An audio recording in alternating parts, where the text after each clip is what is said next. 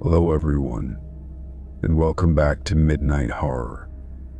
I know many of you use these videos to fall asleep, so before you drift off, I'd love it if you could leave a comment letting me know where you're listening from around the world. Also, don't forget to like and subscribe if you're enjoying the video.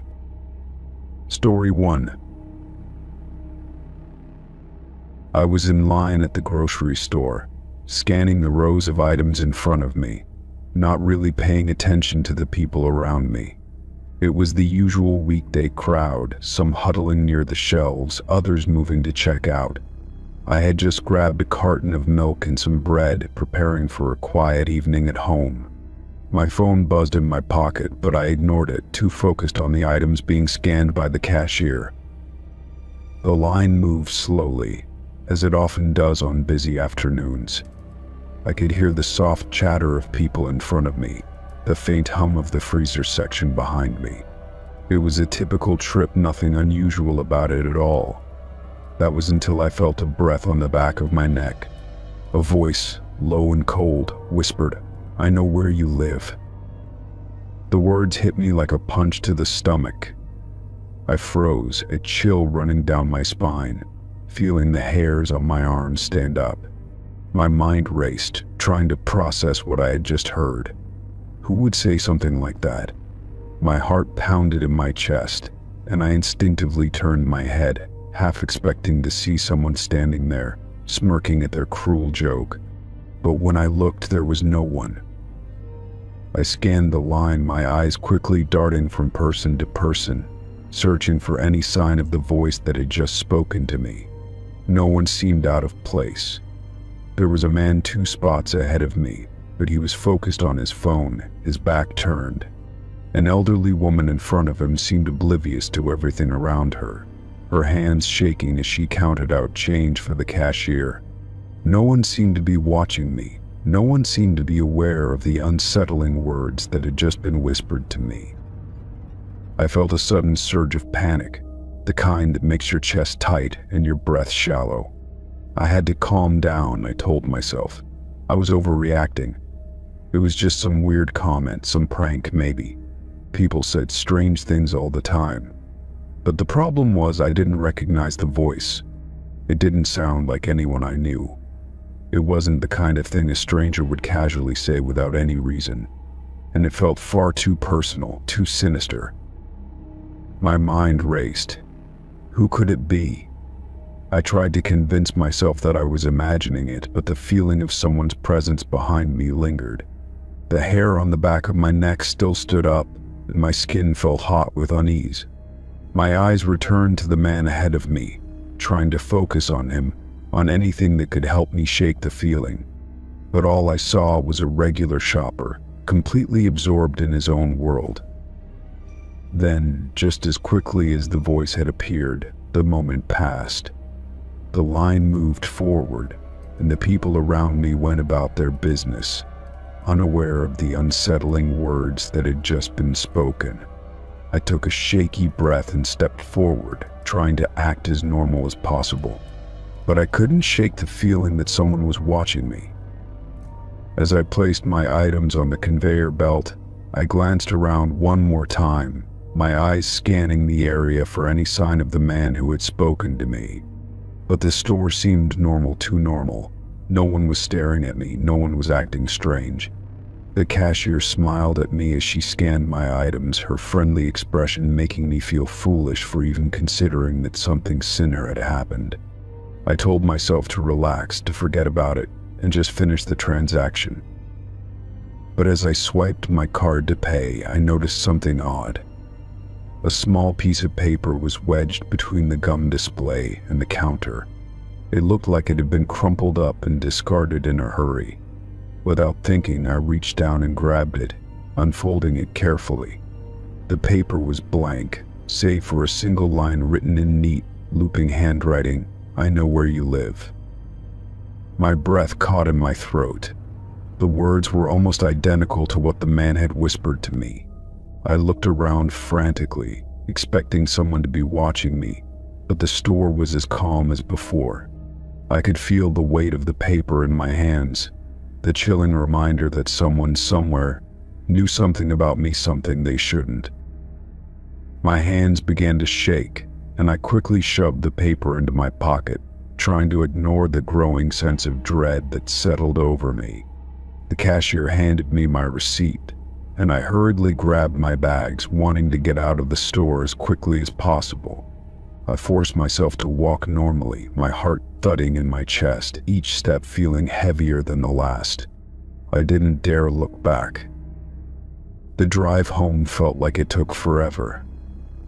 Every turn, every stoplight seemed to stretch out, and I found myself glancing nervously at the rearview mirror, expecting to see a car following me. But nothing happened. The streets were empty, and the quiet of the night seemed to mock my paranoia.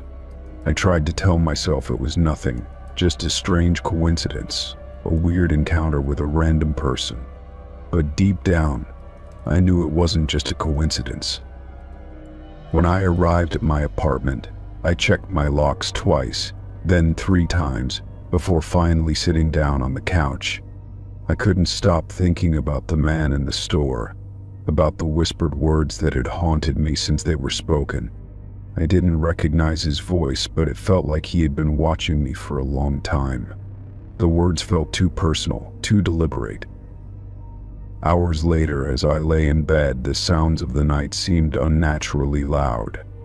The creak of the building settling, the hum of the refrigerator, even the distant sirens outside, all of it felt like it was closing in on me. I stared at the ceiling, wide awake, waiting for anything to happen. But the night passed without incident. It wasn't until a week later that I received a package in the mail. No return address, no note. Just a plain brown envelope. Inside there was a photo. It was a picture of me walking out of the grocery store, taken from a distance. I recognized the spot immediately, the street corner just outside the entrance. The photo was blurry, the angle odd, as if it had been taken from the top of a building or from the shadows of an alley. And beneath it, written in the same neat, looping handwriting, was a message: "I know where you live." Story 2. It was getting late when I decided to take a shortcut through the alley. The streets were quieter than usual, and I figured I'd save a few minutes by cutting through the narrow passage. The air felt cool and damp, the smell of trash and mildew lingering in the shadows. I quickened my pace, wanting to get to the other side before it got darker. But then, as I neared the end of the alley, I saw him. A man stood at the far end, his face barely visible in the dim light, but his eyes were fixed on me.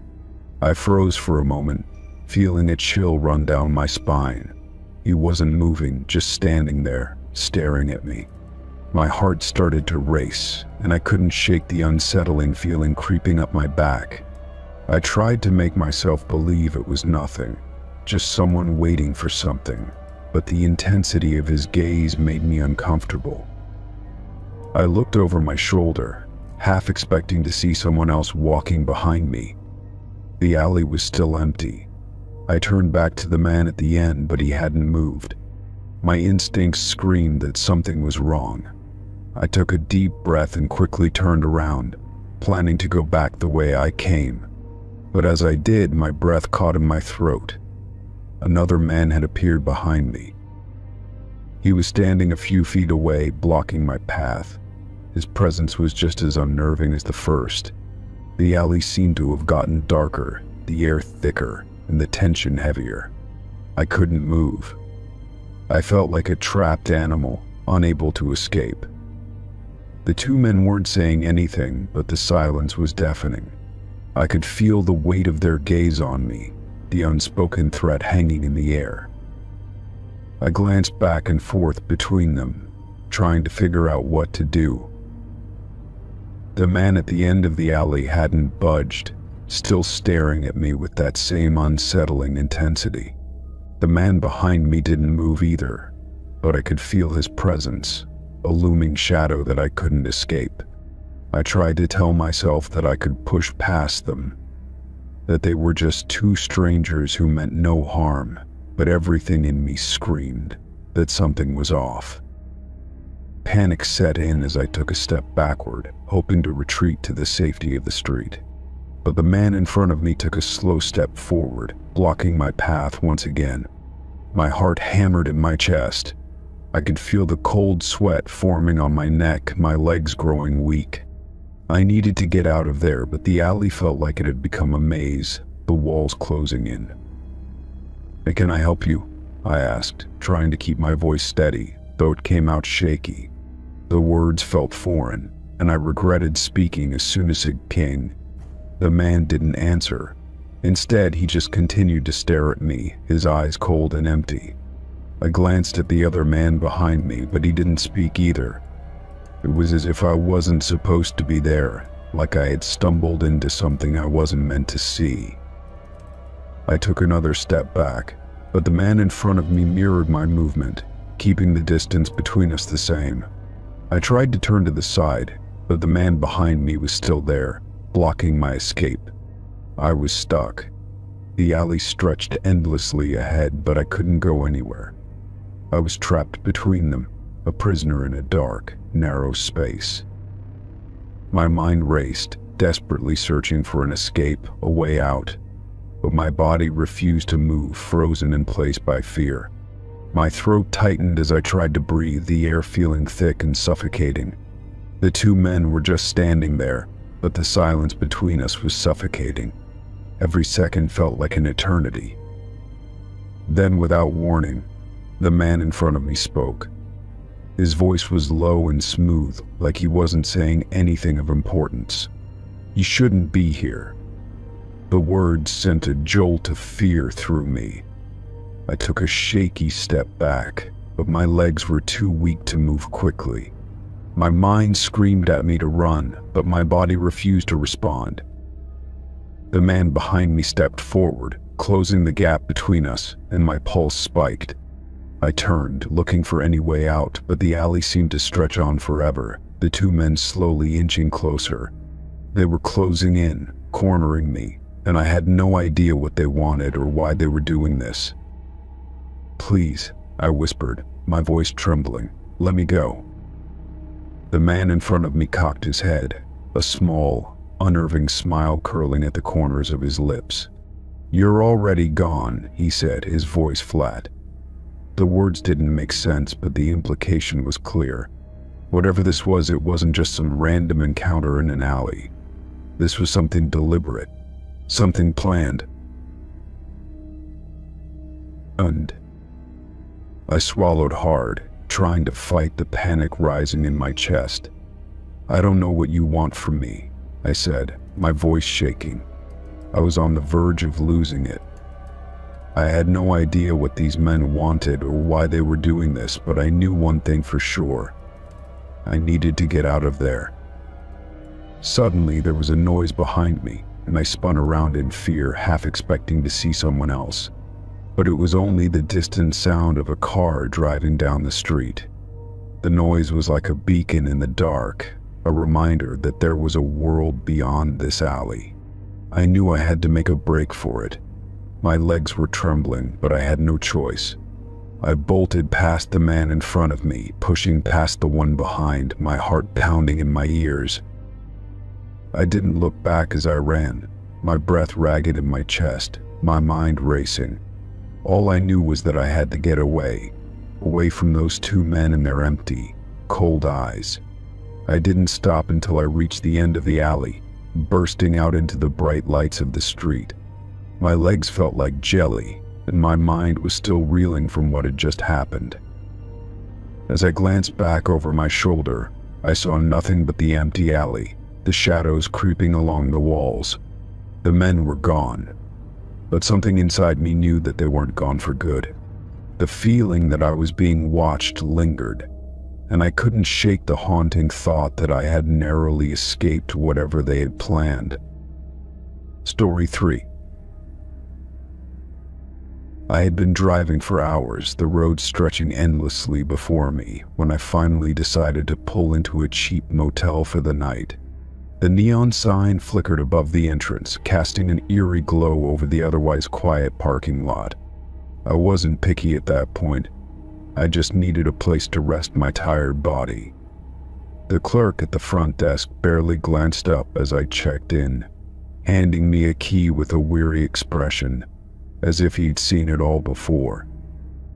The room was small, dimly lit, with peeling wallpaper and a faint musty odor in the air. It wasn't anything special, but it would do for one night. After tossing my bag onto the bed, I decided to take a shower to wash off the fatigue of the long drive. I didn't expect anything out of the ordinary, just a quick refresh before heading to bed.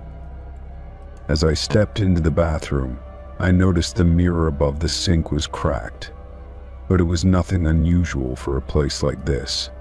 The bathroom itself was small, the tiles on the floor chipped and uneven. I barely gave the mirror a second thought as I adjusted the water temperature in the shower, but when I finally turned to face it, I noticed something odd. There was a tiny hole in the corner of the mirror, just big enough to catch my attention. I leaned in closer, curious. It wasn't just any crack. This hole looked deliberate, as though it had been made by something sharp. At first, I thought it might be an old crack from years of use, but then I saw something that made my heart race. There was an eye.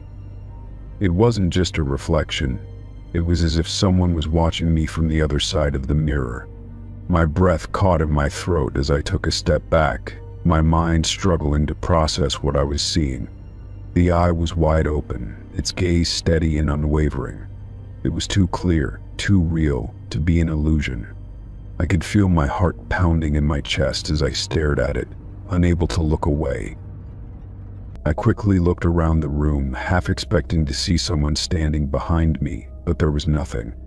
The bathroom door was locked, and the only sound in the room was the faint hum of the shower. But the eye was still there, staring at me through the hole in the mirror. It wasn't a trick of the light or my imagination, it was real. I reached out hesitantly, my fingers trembling as they hovered near the hole. I was too afraid to touch it, but I couldn't tear my eyes away.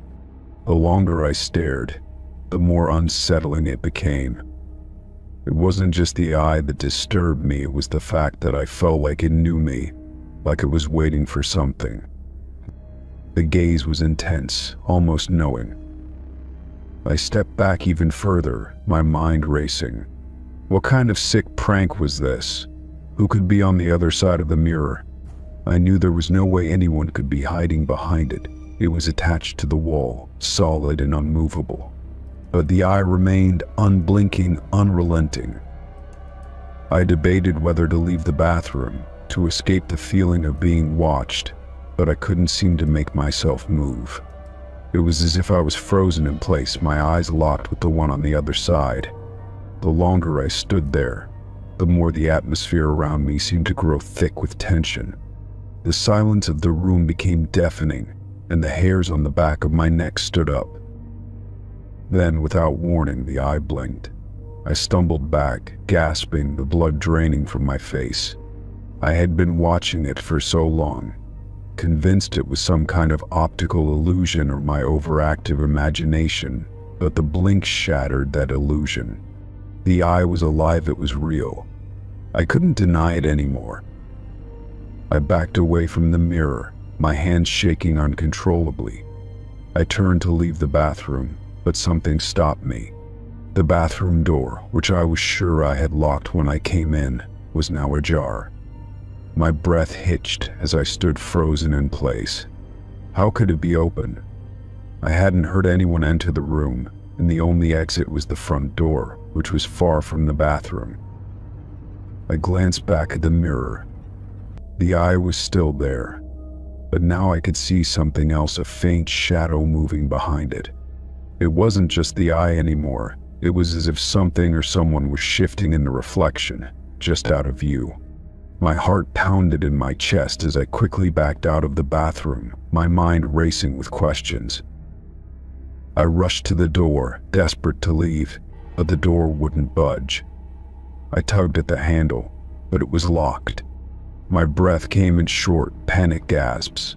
I spun around, my eyes darting between the bathroom and the door. There was nowhere to go, no way out. The sound of a low, hollow laugh echoed through the room, and my blood ran cold. I turned toward the source of the sound, my eyes scanning every corner of the room, but I saw nothing. The laughter seemed to be coming from all around me, as if it was coming from inside the walls. The mirror still hung there, the eye still staring through the hole, but now I could hear breathing on the other side, slow, steady, and deep. It wasn't my own breath. It was someone else, someone trapped behind the glass with me. I could feel the walls closing in around me, the air growing thick and suffocating. I finally managed to pull the door open, bolting out of the bathroom and into the room. But when I turned back to look, the mirror was perfectly intact. The hole, the eye, everything was gone. The room looked completely normal, but I couldn't shake the feeling that I hadn't imagined it, that something had been watching me, waiting for me to look away. I didn't sleep that night. Story 4. I stood on the curb, tapping my foot impatiently as I stared at my phone. My Uber was taking longer than usual to arrive, and I could feel the weight of the night pressing down on me. The street was quiet, the occasional car passing by, but for the most part, the world seemed to be asleep. I checked the app again, confirming that my ride was still 5 minutes away, just as it had been a few minutes ago. The cool breeze stirred the hair at the back of my neck, making me pull my jacket tighter around me. The sound of tires rolling on the pavement caught my attention, and I looked up to see a black sedan slowly approaching. It was moving deliberately, as if it had seen me standing there and was slowing down to pull over.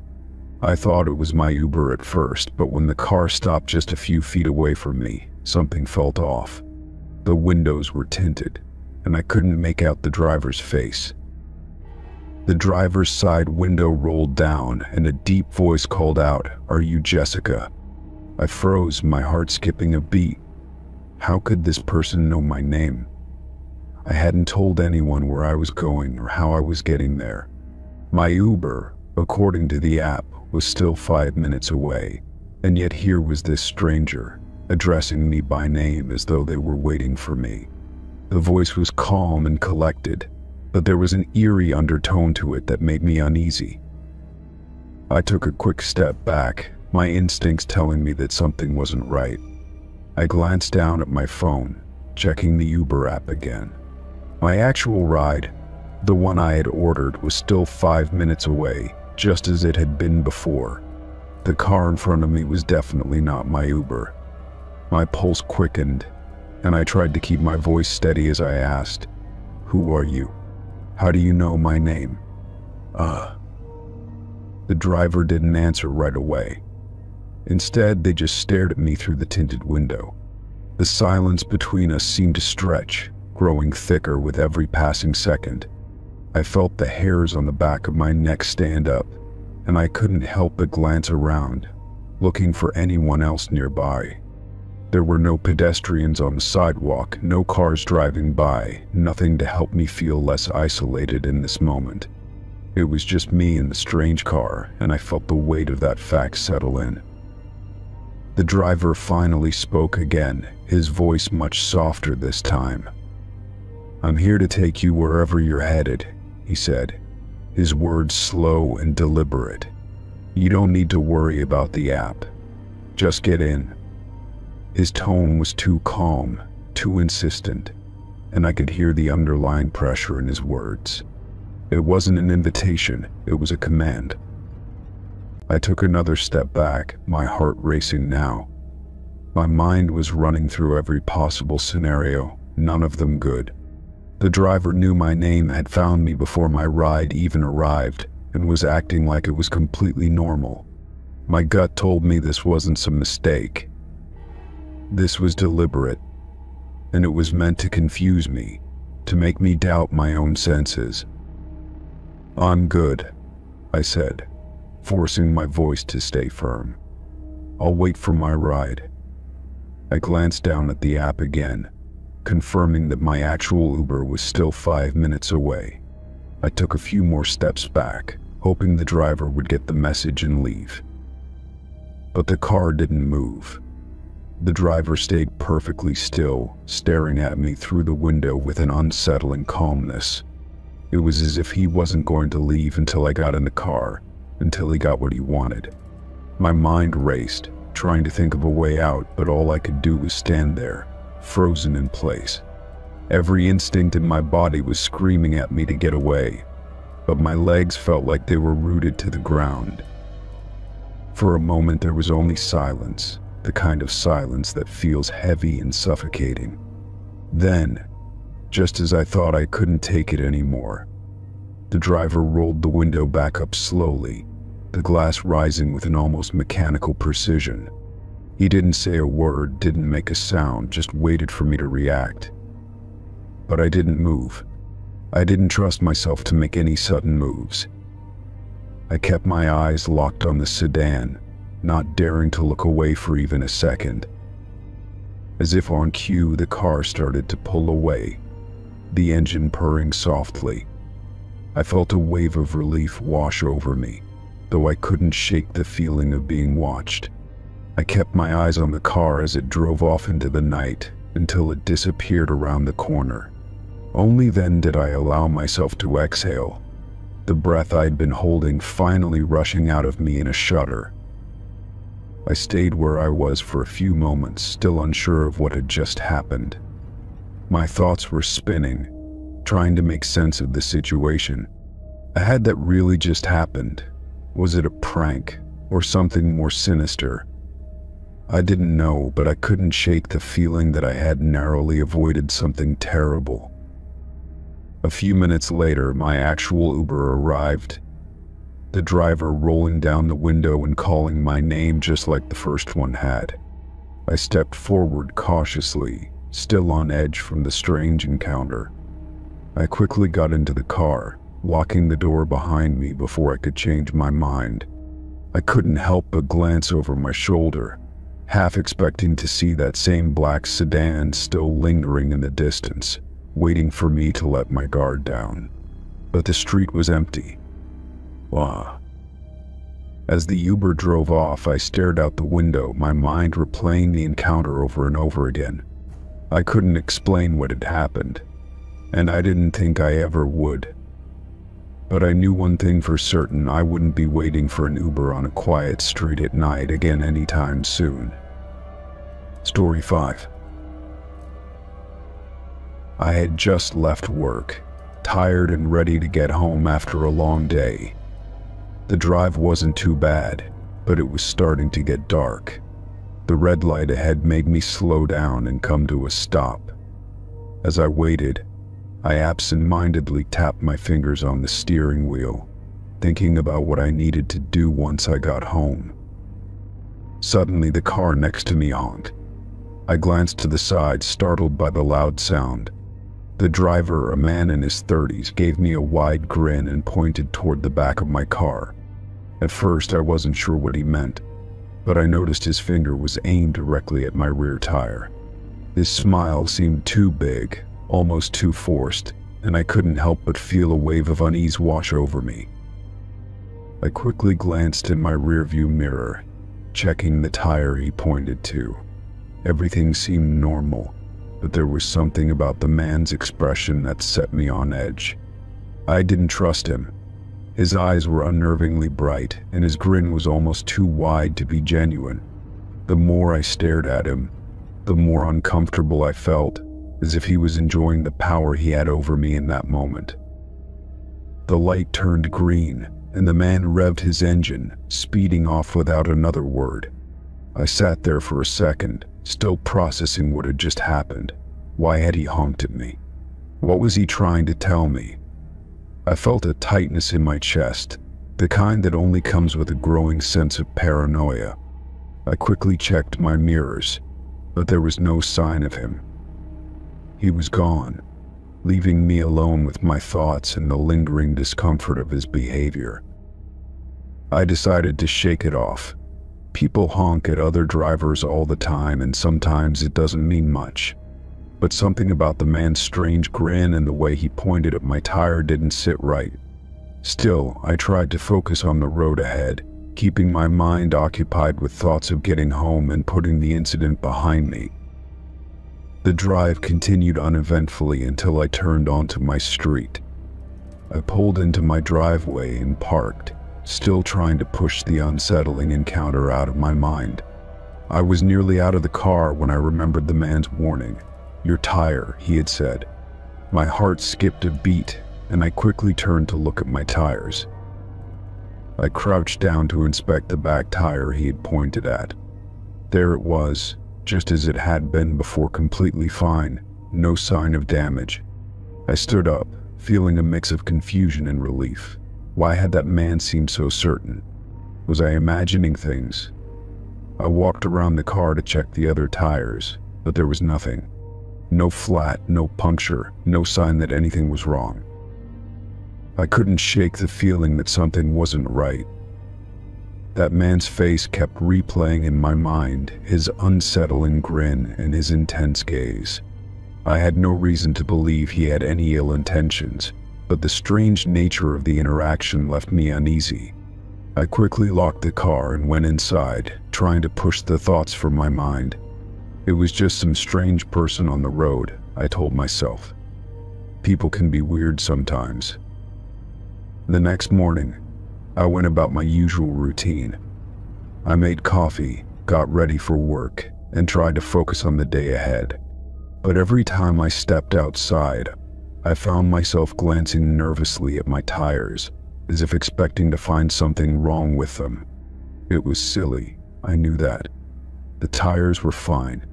The man had just been weird. I spent the entire day distracted, trying to shake off the feeling of unease that had lingered from the night before. Every honking car made me jump. Every glance at my rearview mirror felt like someone was watching me. The paranoia seemed to take root deep inside me, and by the time I finished work and got back in my car, I was convinced that something was wrong. Maybe it wasn't the tires. Maybe it was the strange interaction itself. Something about it just didn't make sense. That night, I drove home the same way I always did, but I couldn't help but feel on edge. The street seemed darker than usual, the shadows stretching across the road like hidden eyes watching me. I drove past the intersection where I had encountered the man, half expecting to see his car waiting for me at the red light. But there was no sign of him. The road was quiet, just the hum of my tires on the pavement and the distant sound of a dog barking somewhere far off. When I pulled into my driveway, I parked and went inside quickly, locking the door behind me. I had never been the paranoid type, but the strange events of the past 2 days were wearing on me. I needed to relax.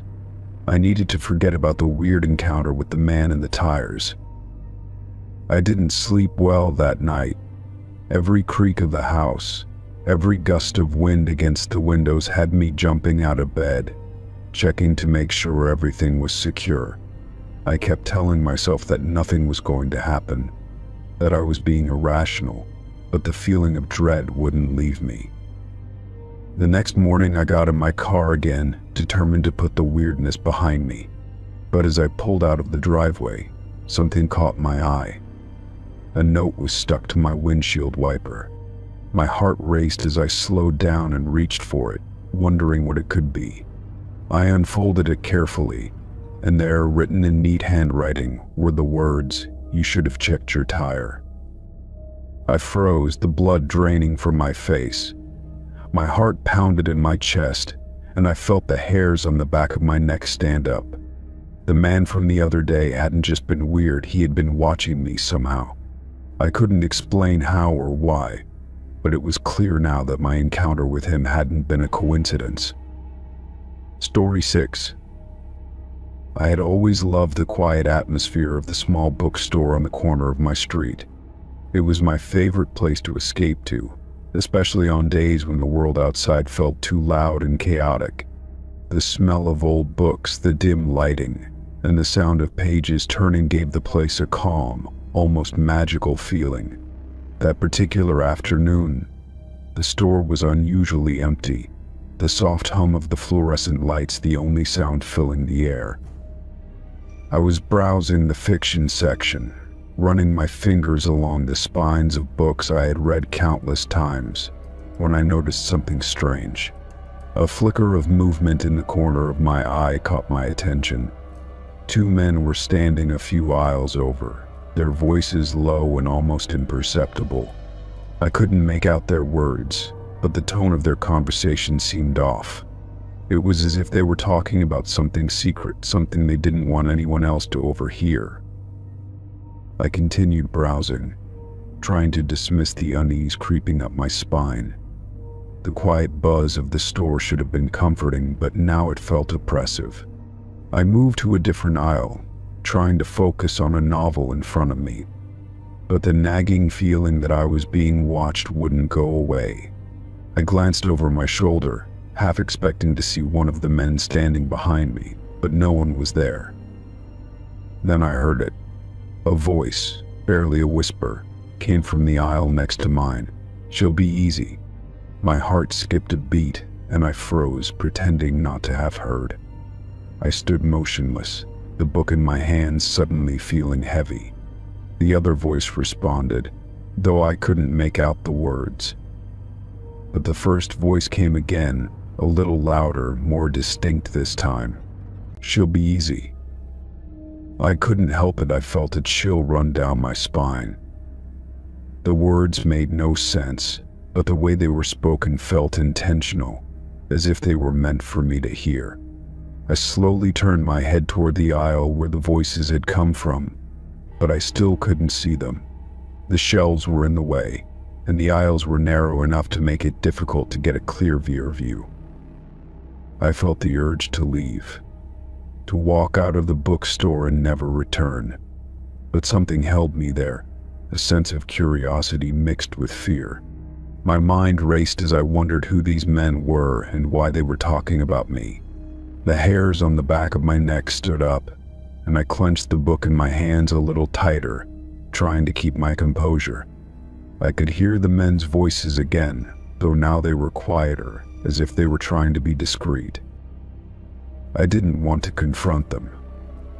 I didn't want to make my presence known. But the longer I stood there, the more I felt like I was trapped. I quickly glanced around the store, hoping to spot someone who could help, but it was still eerily empty. The front counter was unmanned, and there was no sign of the store owner or any customers. I was alone, with these two men who for some reason were watching me. The whispering continued, the voices growing closer. I took a deep breath and stepped back, my heart pounding in my chest. My first instinct was to leave the aisle and head for the door, but I didn't want to make it obvious. I didn't want them to know I was aware of them. Instead, I began to quietly walk toward the back of the store, hoping to find a hidden exit or some place where I could hide. The footsteps followed me, slowly at first, then more deliberately.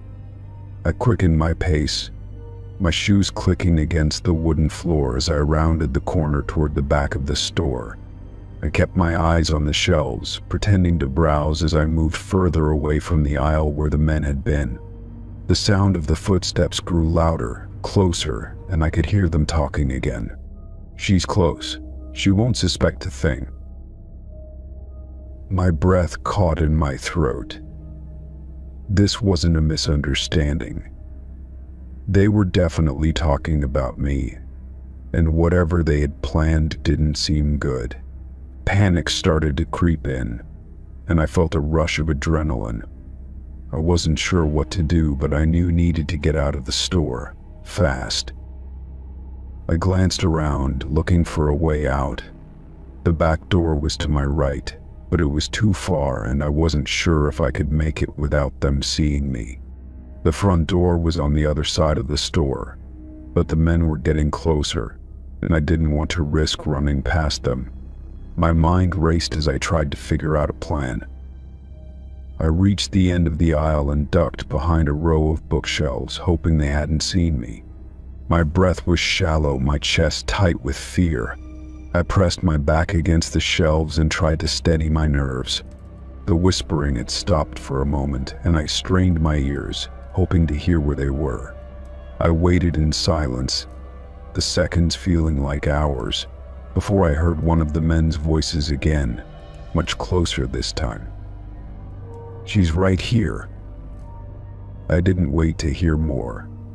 I made a break for the back door, my feet pounding against the floor as I ran as quietly as I could. I reached the door, turned the handle, and shoved it open. The door creaked, but I didn't care. I slipped out into the alley behind the bookstore, gasping for air as I looked around. The alley was dark, but I could see the street at the end of it.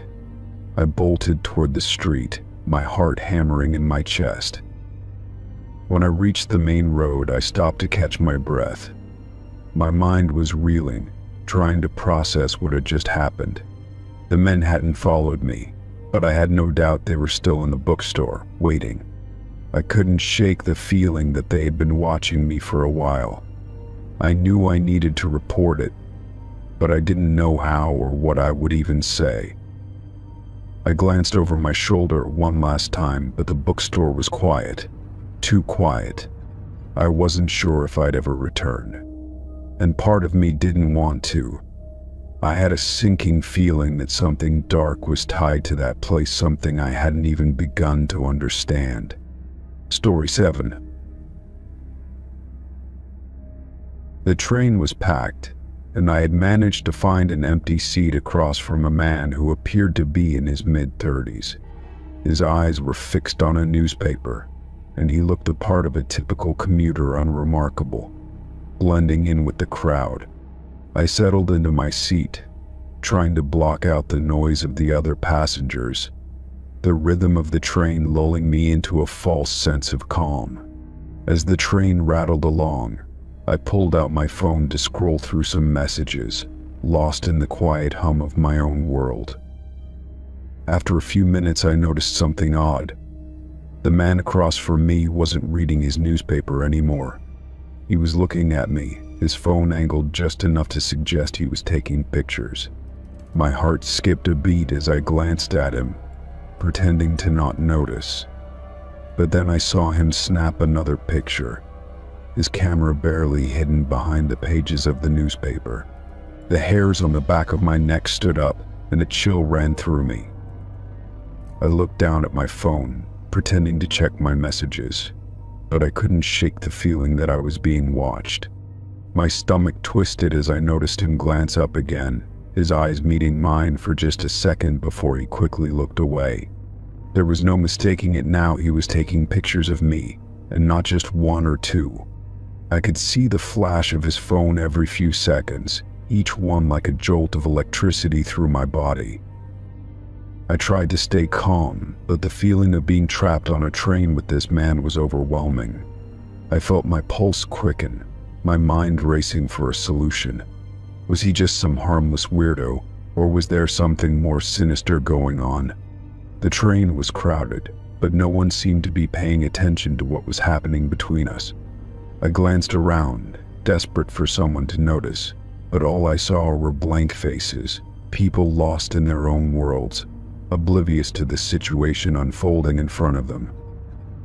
Finally, I couldn't take it anymore. I stood up, my knees weak as I approached him. His eyes flicked up from his phone as I stood in front of him, and for the first time I saw the smirk on his face.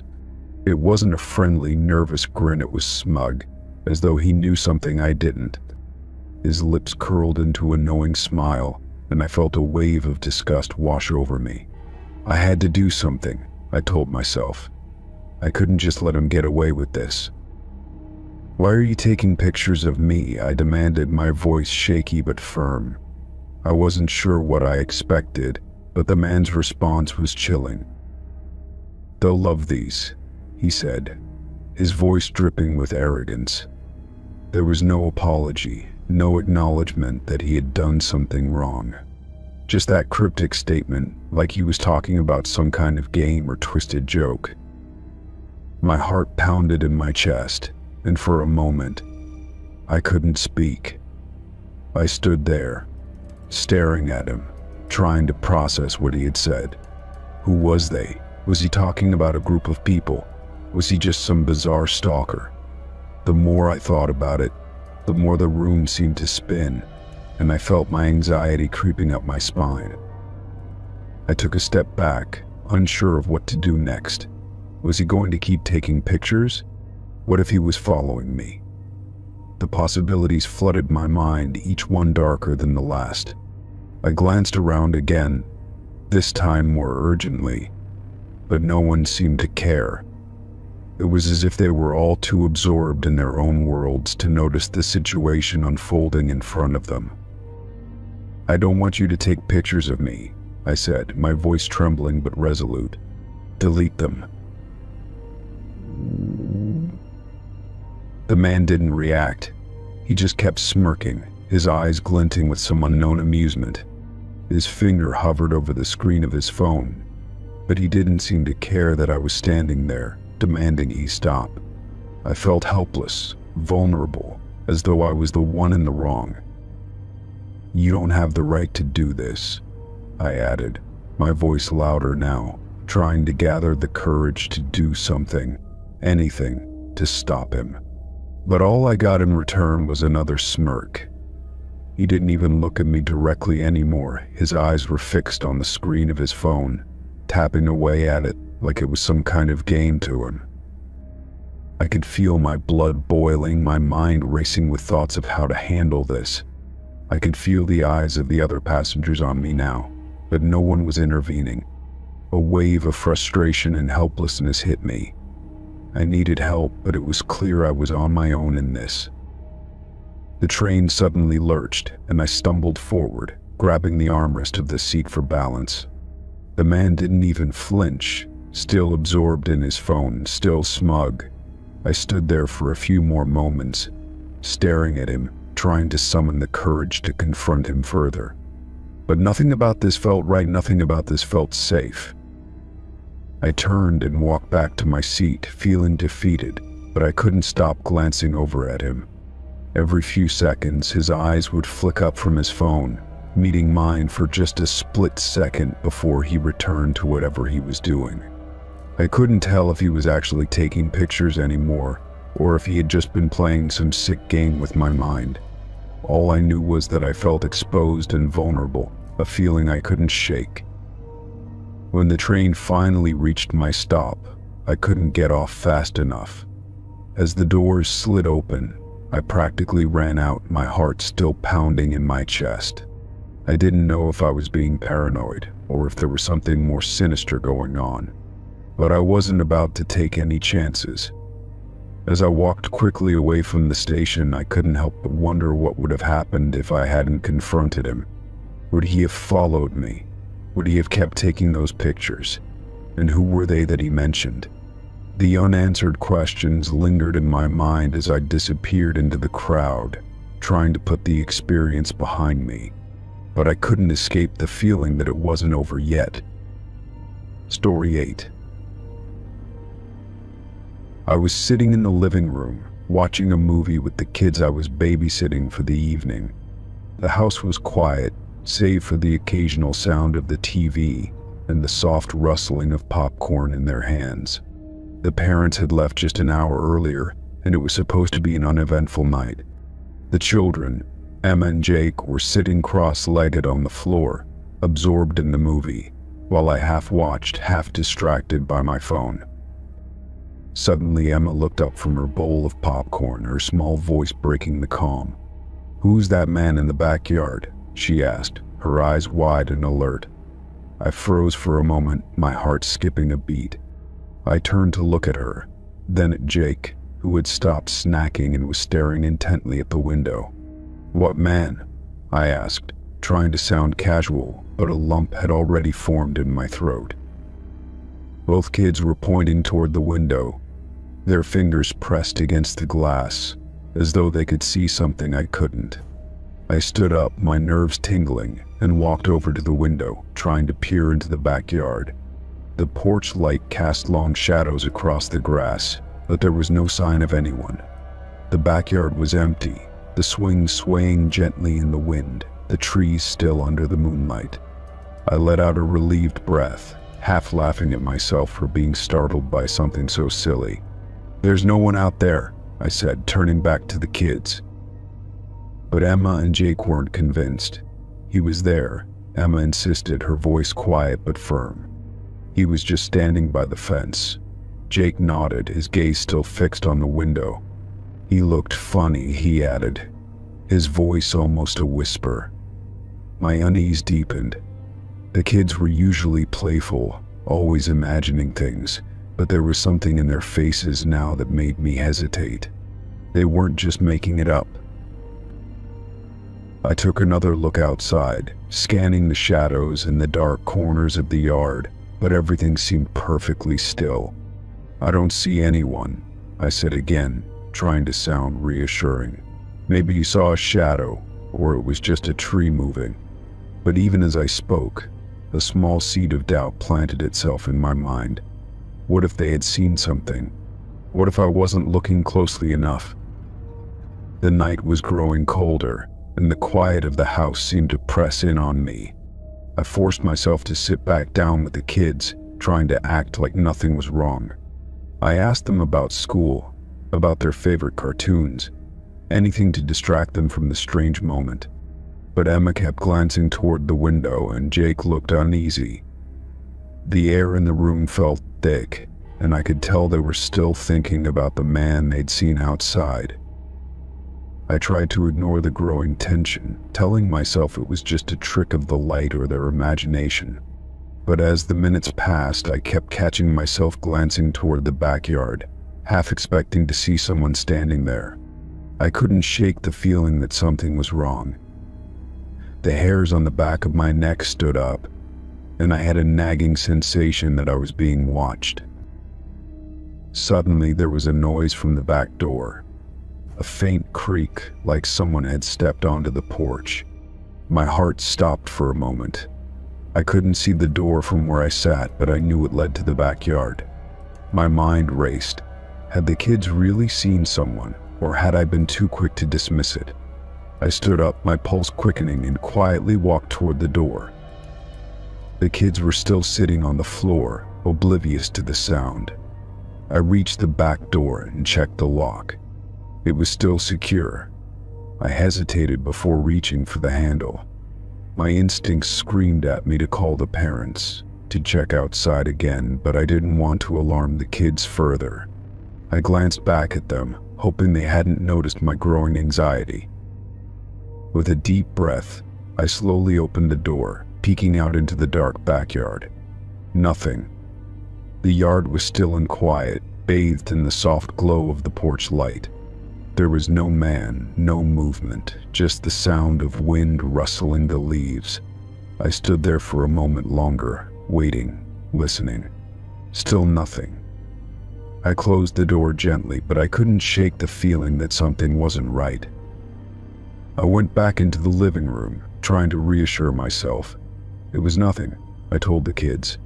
"Maybe you saw a shadow or someone walking by." But both Emma and Jake were still quiet, their eyes wide with fear. Emma hugged her knees to her chest.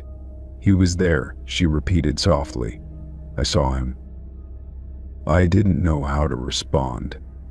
The logical part of my brain told me it was just their imagination, that the house was old, and the shadows could play tricks on anyone. But there was a lingering feeling in the pit of my stomach, a growing sense that I wasn't alone. Every creak of the floorboards, every gust of wind outside made my heart race. I tried to focus on the kids, tried to keep things normal, but I kept hearing the sound of the back door in my mind, the faint creak, as if someone had stepped onto the porch. The night dragged on, the tension in the air thickening with every passing minute. I couldn't stop glancing toward the backyard, half expecting to see something or someone move in the shadows. Every time the wind picked up, I imagined I could hear footsteps, faint but unmistakable. But every time I checked, the yard was empty. When the parents finally arrived home, I was relieved, but the unease lingered. I didn't tell them about the strange encounter. I didn't want to frighten the kids, and I didn't know how to explain what had happened. All I knew was that I would never look out that window the same way again. The thought of a man standing just outside, watching, had unsettled me in a way I couldn't shake. Even now, when I close my eyes, I can still see the empty yard, the shadows playing tricks on me, and I wonder if someone was really out there all along. Story 9. It was just past midnight when I decided to check my mailbox. I had been restless all evening, pacing around my apartment, unable to shake the feeling that something was off. My neighbors had always told me the area was safe, but the quiet streets had started to feel eerily empty, the kind of emptiness that makes you question whether you're truly alone. As I slipped on my jacket and stepped outside, the cool night air hit my face, and I quickly made my way toward the mailbox. The streetlights flickered faintly in the distance, casting a dim yellow glow on the pavement.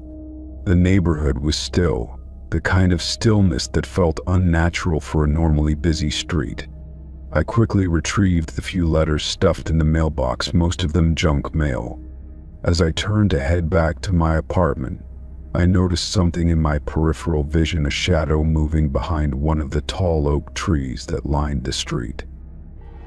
At first, I thought it was just a trick of the light. Perhaps it was a passing animal, or maybe even the wind shifting the branches. But then I saw the shape more clearly, a man, tall and silent, emerging from behind the tree. He was standing still, just watching me, his face obscured by the darkness. I froze for a moment, feeling a chill run down my spine. Something about the way he stood there, so still and unmoving, sent a wave of unease through me. The man took a step forward, his shoes making no sound on the pavement, as if he were gliding rather than walking. My heart began to race as I took a step back toward my apartment. My mind was racing. Should I shout for help? Should I run? But before I could make any decision, the man spoke, his voice low and steady. "You should lock your doors." The words hit me like a punch to the stomach. It wasn't a question, nor was it a suggestion, it was a statement.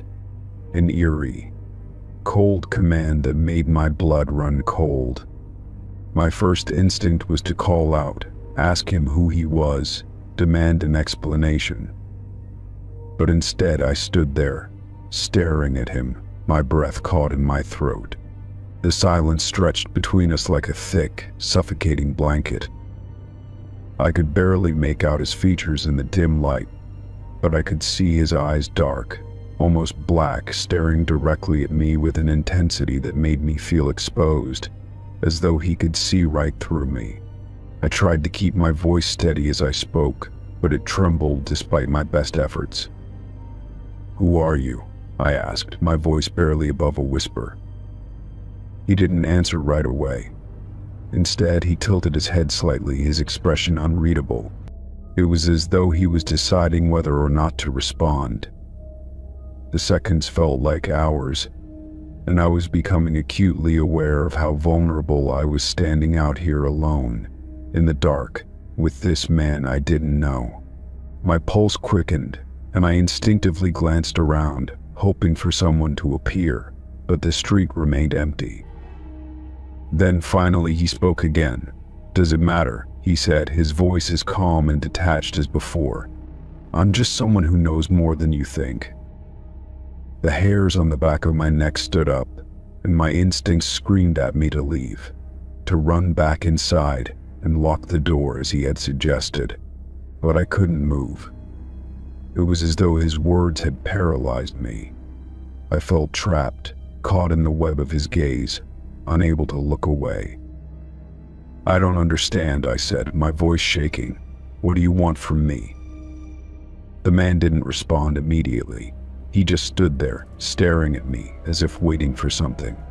I couldn't tell if he was toying with me, or if he genuinely had some kind of intention, but I could feel the tension building, the suffocating pressure of the moment.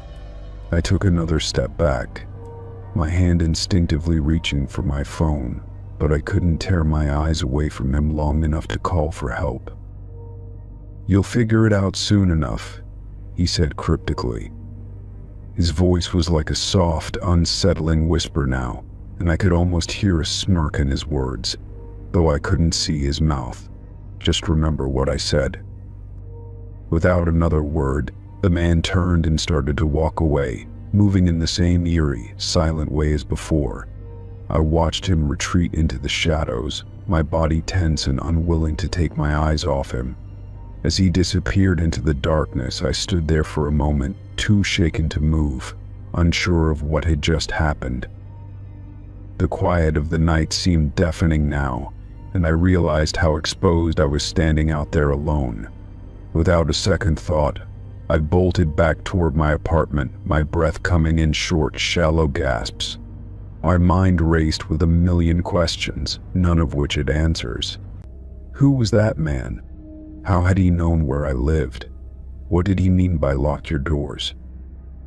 I rushed into my apartment and slammed the door behind me, locking it with a shaky hand. My heart was still pounding in my chest as I made my way to the windows, peering out to make sure he wasn't lingering in the shadows. But the street was empty, and the only sound was the distant hum of traffic. I didn't sleep that night. I couldn't. The man's words echoed in my mind, haunting me. I had checked and double-checked all of my doors and windows, ensuring they were locked, but I couldn't shake the feeling that someone was watching me. That man had known something I didn't, and it terrified me. I spent the next few days looking over my shoulder, constantly on edge, expecting to see him lurking around every corner. I never did, but the unease never left. I couldn't help but wonder if his warning had been more than just a strange encounter. What if he had been watching me for longer than I realized? What if he was still out there, waiting for me to make the wrong move? Story 10. I had chosen a secluded spot in the woods, far from any hiking trails or campsites, to escape the bustle of everyday life.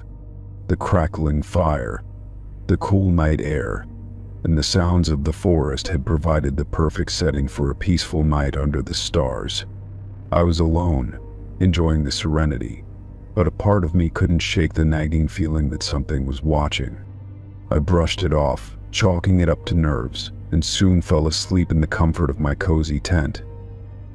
I woke up in the middle of the night, disoriented and groggy. The darkness inside the tent felt thicker than it had been before, and I could hear the faint rustling of leaves outside. I glanced around, realizing I hadn't heard those sounds before, and my breath caught in my throat. The zipper on my tent was partially open, just a few inches, and it hadn't been that way when I went to sleep. I distinctly remembered securing it tightly, ensuring there were no gaps. How could it have been opened without me noticing?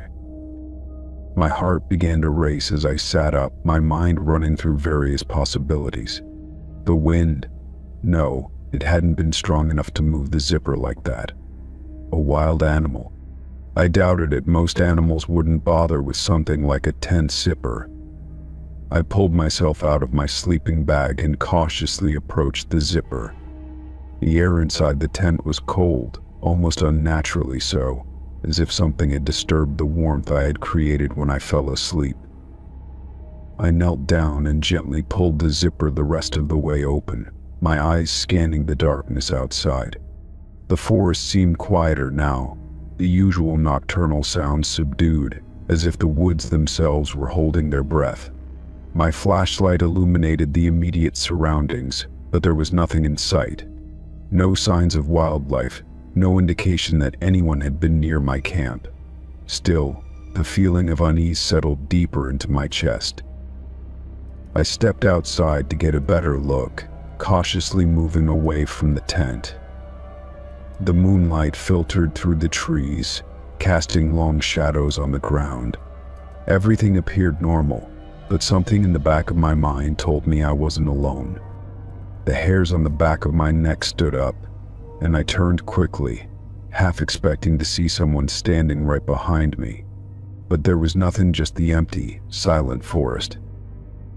I tried to convince myself it was nothing, just a freak accident, and that I was being overly paranoid.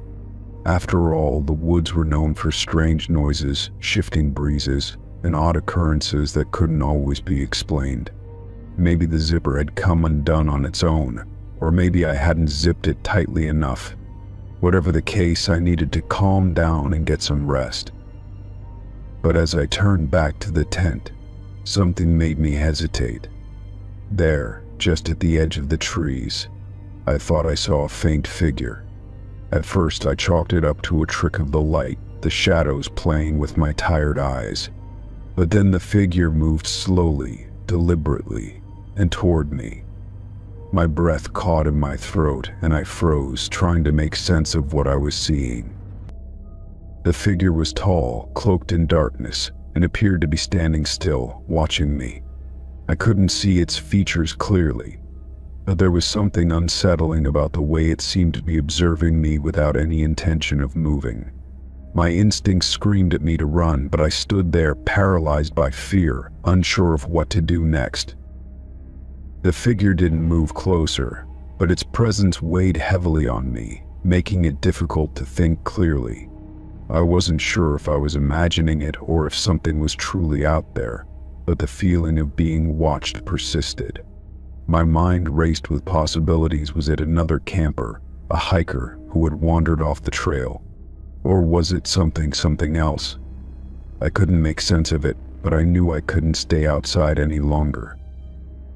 I quickly returned to the tent, my heart pounding in my chest. I checked the zipper again, ensuring it was tightly closed this time, but even as I did, I couldn't shake the feeling that something was wrong. I crawled back into my sleeping bag, but sleep didn't come easily. Every sound outside made me jump. Every rustling in the trees sent a jolt of panic through my body. I must have finally dozed off, because when I woke up again, the sun was starting to rise. The forest was calm, the night's tension had dissipated, and everything seemed peaceful. But as I packed up my camp, ready to leave, I noticed something strange. There, in the soft dirt outside my tent, were faint footprints. They were too small to be my own, too clean and clear to have been made by any animal. They led away from the tent, disappearing into the forest. I couldn't explain it. I had been the only one there the night before. There hadn't been anyone else in sight, and yet those footprints were undeniable. My stomach twisted in knots as I quickly packed up the rest of my things. The last thing I wanted was to stay in that place any longer. As I hiked out of the woods, I couldn't shake the feeling that I was being followed. The sense of being watched lingered, and I kept glancing over my shoulder, half expecting to see the same figure from the night before. But there was nothing, just the still, quiet forest. Still, I couldn't help but wonder, had I really been alone, or had someone or something been there with me the whole time? And why had they opened my tent? The questions remained unanswered, but the fear stayed with me long after I left the woods behind. Story 11. I was at a crowded bar, enjoying a night out with friends. The music was loud, people were laughing and shouting, and the clinking of glasses blended into the lively atmosphere.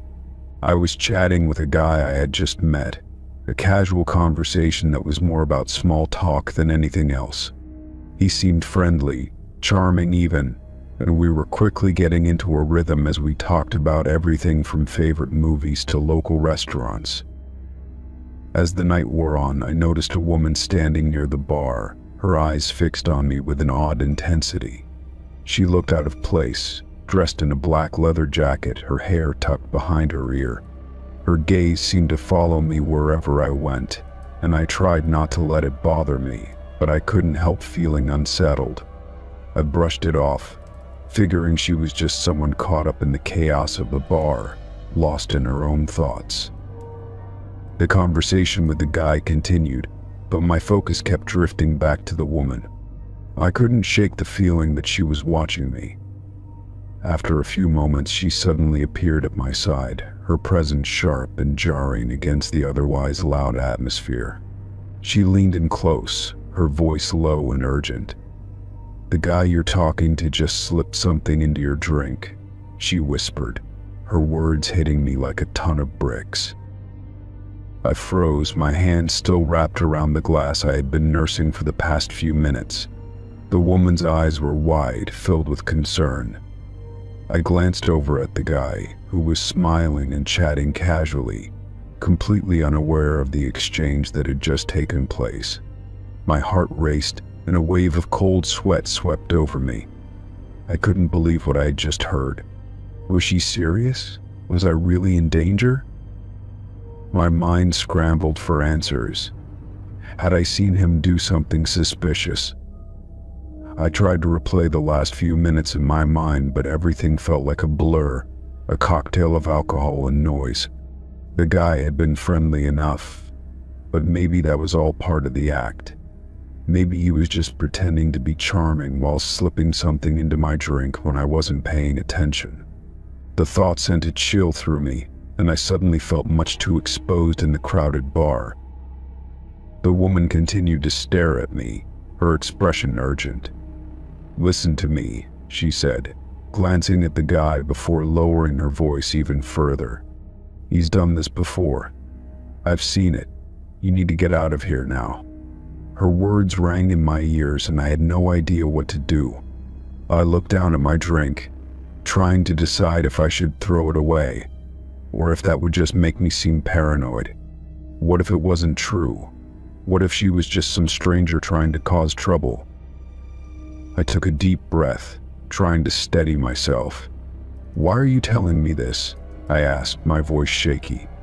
The woman's face softened, and she glanced back at the guy again, as if making sure he wasn't looking in our direction. "Because I've been there," she said, her voice quiet but firm. "I've seen what happens when someone isn't careful. You don't want to find out the hard way." Her words made my stomach churn, and I felt a rush of fear that I hadn't expected. The bar suddenly felt smaller, more oppressive. The sounds of laughter and music seemed to fade into the background, and my mind focused solely on the situation in front of me. I had to make a decision, and fast. The guy was still talking, unaware of the conversation that was taking place behind his back. I glanced down at my drink again, feeling a sense of urgency building inside me. "Is there somewhere I can go?" I asked the woman, my voice barely above a whisper. She nodded quickly, her eyes scanning the room. "Follow me," she said, turning on her heel and heading toward the back of the bar. I hesitated for just a moment, unsure if I should leave my drink behind or take it with me. But the woman's presence was enough to push me into action. I set the glass down on the counter and followed her, trying not to look back. We moved through the crowd, weaving between tables and bumping into people, until we reached a small hallway that led to the back exit. The woman stopped just outside the door, looking both ways before pulling me aside. "Are you okay?" she asked, her tone softening slightly. I nodded, though I could still feel the adrenaline pulsing through my veins. "I think so," I replied, my voice tight. She looked at me for a moment, as if weighing her next words carefully. "Listen, I know this is a lot to take in," she said, "but I've seen him do this to other women. He's not what he seems. If you'd stayed much longer, you might not have gotten out of here so easily." Her words made my stomach twist, and I couldn't help but feel a mix of gratitude and confusion. Who was this woman? Why had she chosen to help me? Was she really concerned for my safety, or was there some other reason? Before I could say anything, she gave me a small, tight-lipped smile. "You should probably go home now," she said, her voice gentle but insistent. "But don't come back here tonight. I'm serious." I nodded, still in shock, and turned to leave. But as I walked away, I couldn't shake the feeling that I hadn't learned the whole truth. Who was the guy, really? And why had the woman felt the need to intervene? I got in my car and drove home, my mind racing with 1,000 questions. I kept replaying the moment in my head, wondering if the woman had been right. What if she had saved me from something much worse? Or what if I had overreacted, and I was just a paranoid stranger in the wrong place at the wrong time? That night, sleep didn't come easy. I kept my phone close, just in case. And I made a mental note to never forget the strange woman's warning, and to be more careful next time I stepped into a bar. Story 12. The clock on my desk read 2:45 a.m. The office quiet, except for the faint hum of the air conditioning. I was used to late nights at the office, the silence settling over me like a blanket. My deadline loomed, and I had a few more tasks to finish before I could finally go home. The dim light of my desk lamp cast long shadows across the room as I focused on the document in front of me, trying to ignore the growing fatigue that tugged at my eyes. Suddenly, I heard a faint click followed by the soft buzz of the motion-activated lights in the hallway outside my office. I froze, my fingers hovering over the keyboard. I was alone in the building. At least I thought I was. The office had been empty for hours, and I hadn't seen anyone else come in after I had. I tried to shake off the feeling that something was wrong and went back to my work. But my mind kept drifting back to the hallway. The lights flickered slightly before they steadied, casting an eerie glow down the long, empty corridor. I hesitated, the hairs on the back of my neck prickling. The hallway was supposed to be motion activated, only turning on when someone walked past the sensors. But no one had been down there, and the building was locked tight. I leaned back in my chair, listening carefully. The building was so quiet that I could hear the soft whir of the air conditioning and the distant hum of the fluorescent lights overhead, but there was no other sound.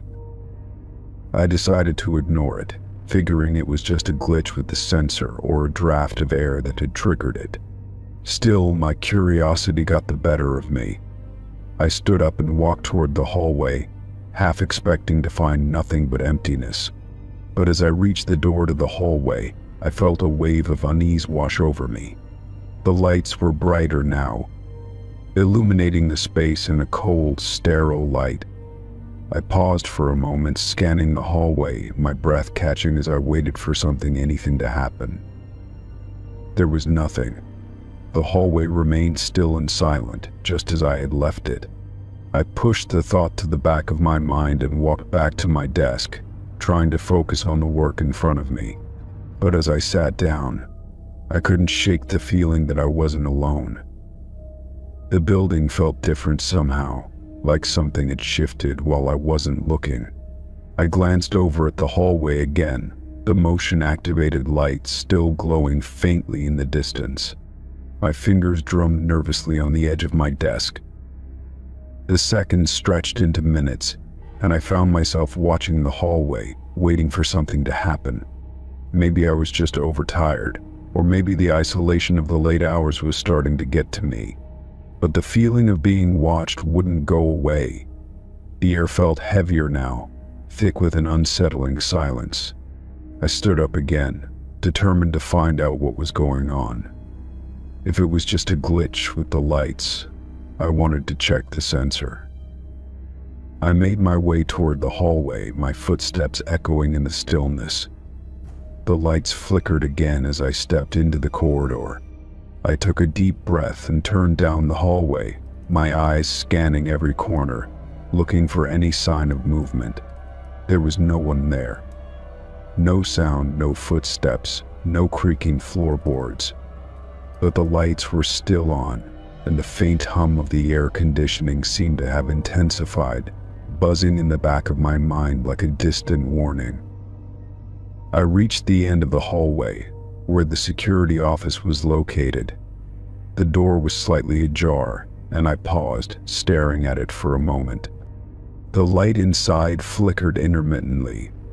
A chill ran through me, and I stepped closer, the feeling that I was being watched growing stronger with each passing second. I pushed open the door, half expecting to find the security guard, but it was empty. The monitors were all blank, no sign of activity. The door closed behind me with a soft click, and I was left alone in the dimly lit room, the hum of the air conditioning now sounding unnervingly loud. I turned back toward the hallway, feeling a wave of unease spread through me. My pulse quickened, and I glanced over my shoulder. The door to the security room had swung shut, but there was no one else around. I took a few cautious steps back into the hallway, the hairs on the back of my neck standing up.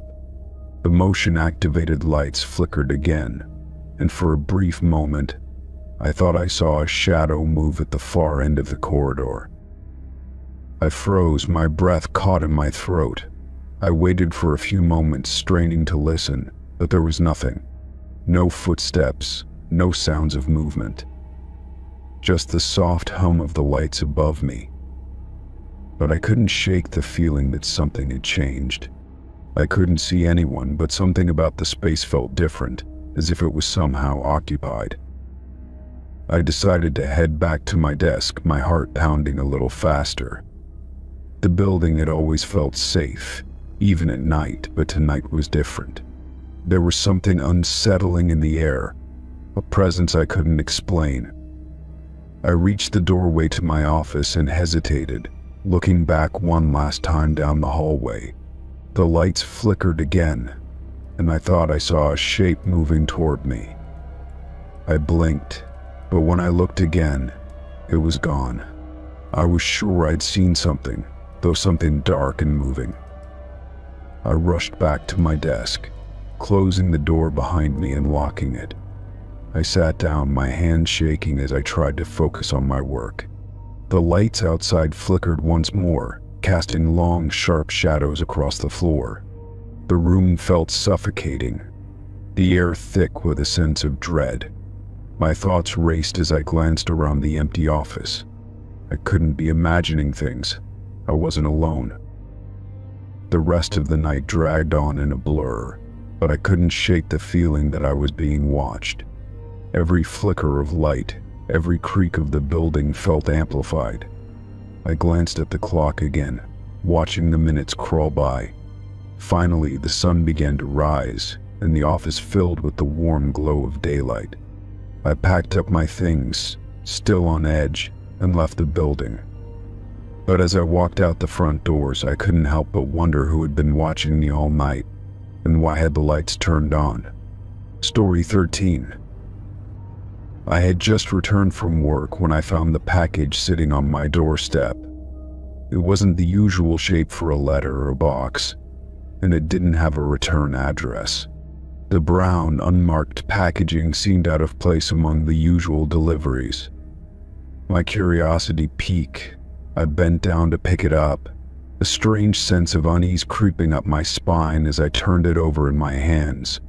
The lack of any identifying markings made my mind race with possibilities, but I couldn't shake the feeling that something about it was wrong.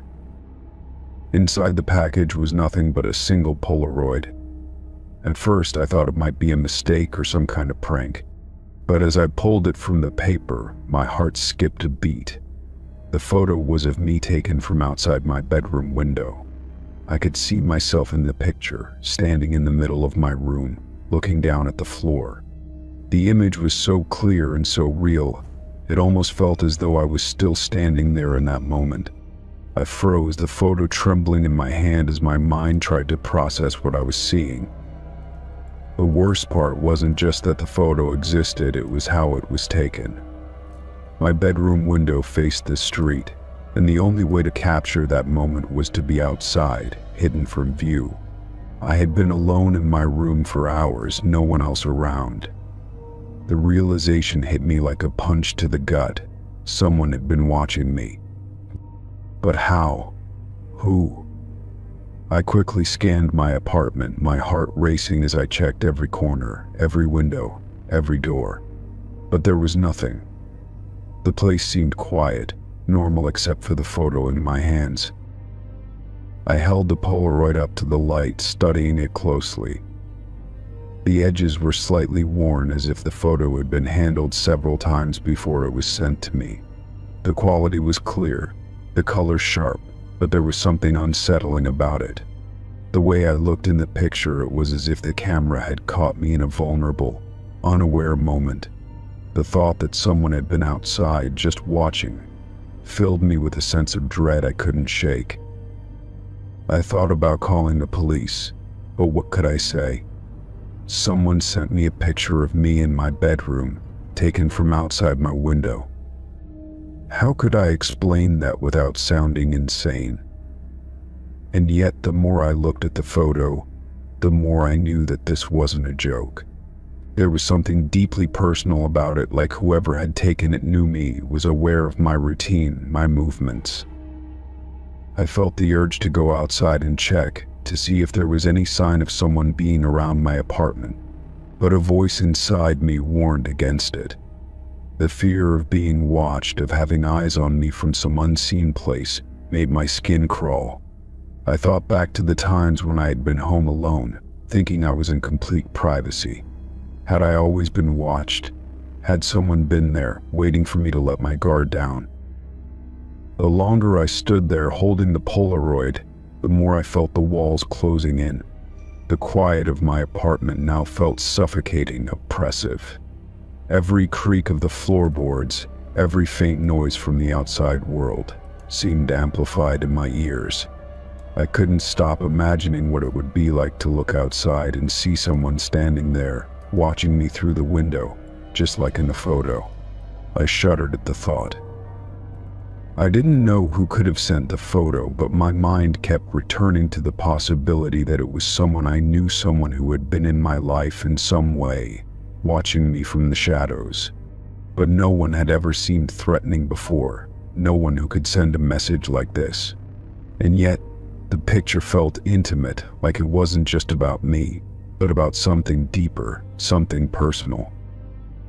With a sense of growing dread, I decided to take action. I grabbed my phone, my fingers shaking as I dialed a number I never thought I'd have to. A line clicked, and the familiar voice of my best friend answered. I couldn't keep the tremor from my voice as I told her about the photo. She was silent for a moment, then suggested I get out of the apartment to stay with her for a while. But I knew that wasn't enough. The fear I felt wasn't something that could be escaped by simply leaving my apartment. The fear was in the photo, it was in the knowledge that someone knew where I lived, where I slept, and had been there, silently observing.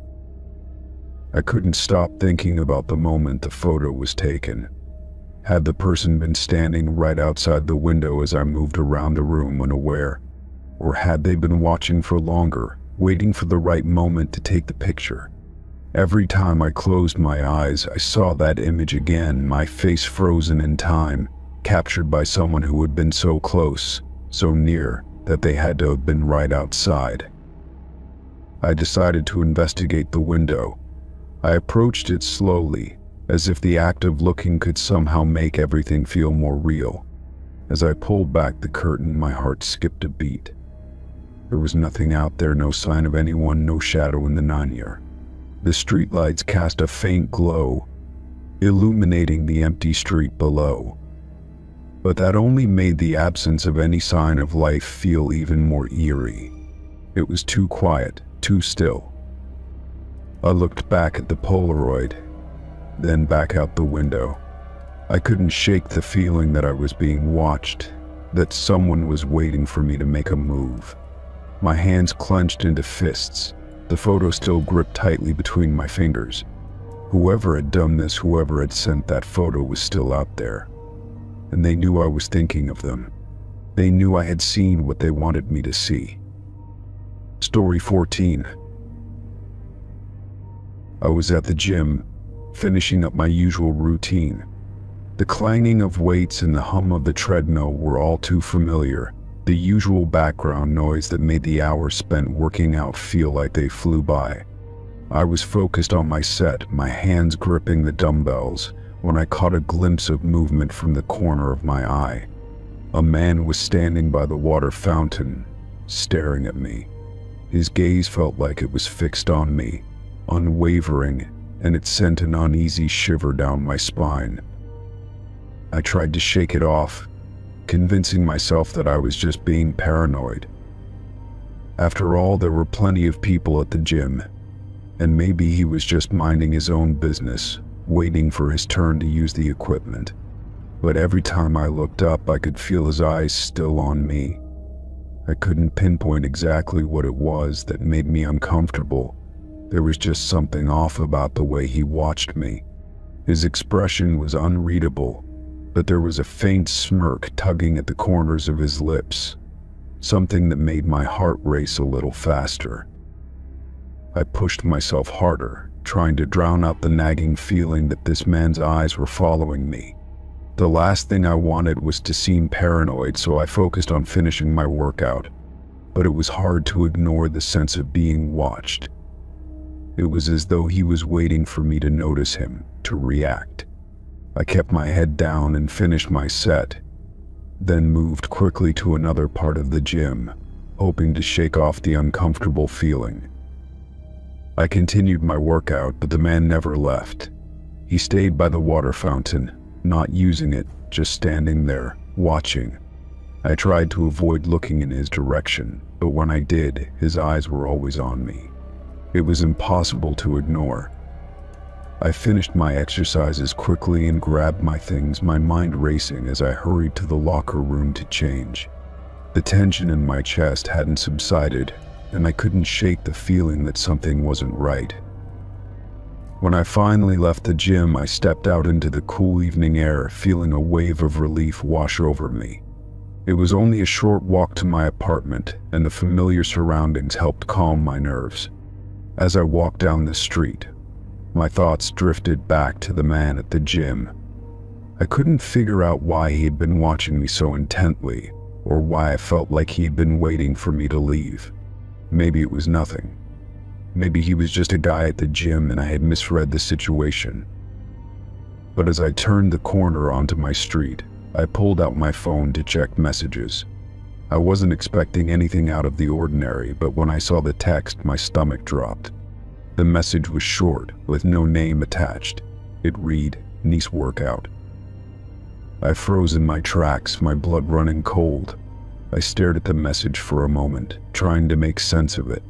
How did this person know what I had been doing at the gym? How did they know I was walking home now? I looked around, half expecting to see the man from the gym standing at the end of the block, watching me. But the street was empty, and there was no sign of anyone following me. I quickly checked the number the message came from. It was an unknown, unlisted number, and I had no idea who it could be.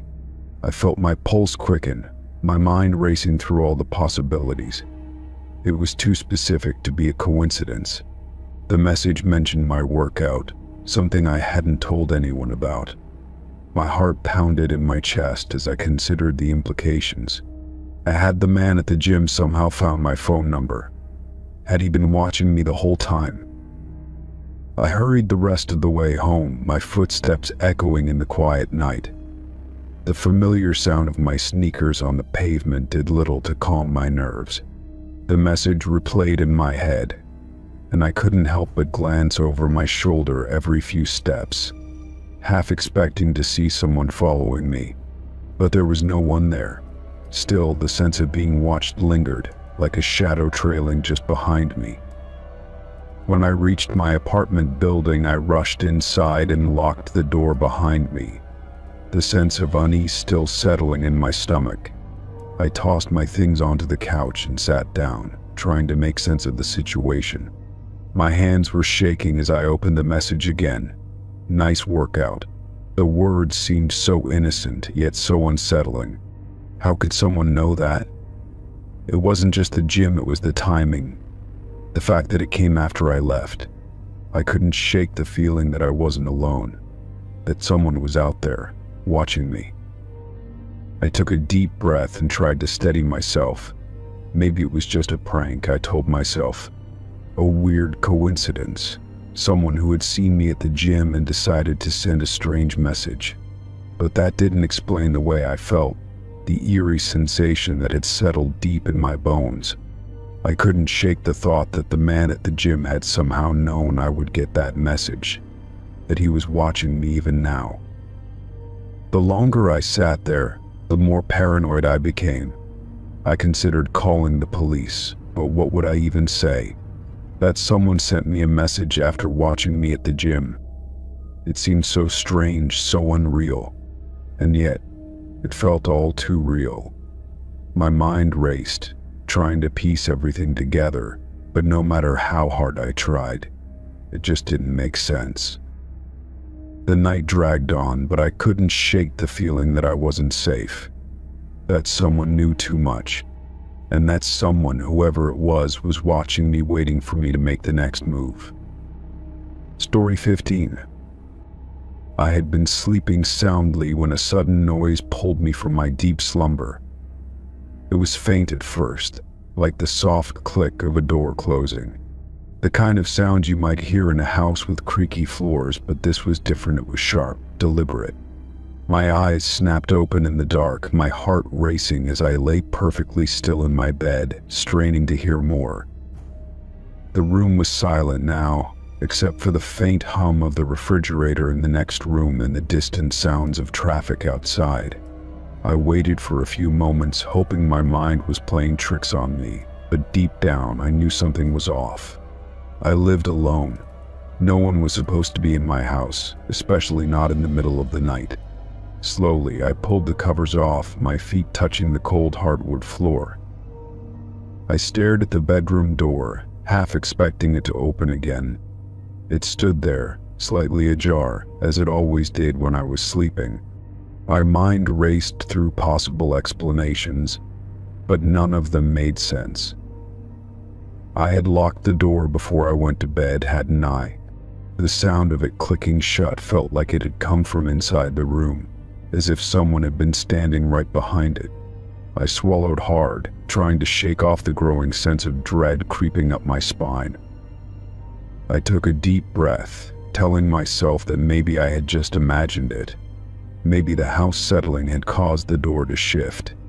I sat up and turned on the bedside lamp, its warm glow offering little comfort in the cold, quiet room. As the light illuminated the space, I scanned every corner, every shadow. Nothing seemed out of place, but the feeling of being watched lingered, like an invisible weight pressing down on my chest. The door was still slightly open, and for some reason I couldn't take my eyes off it. I reached for my phone on the nightstand, my hands trembling as I unlocked it to check the time. It was just past 3 a.m., a time when the world feels too still, too quiet. I told myself I was just being paranoid, that the darkness was playing tricks on me.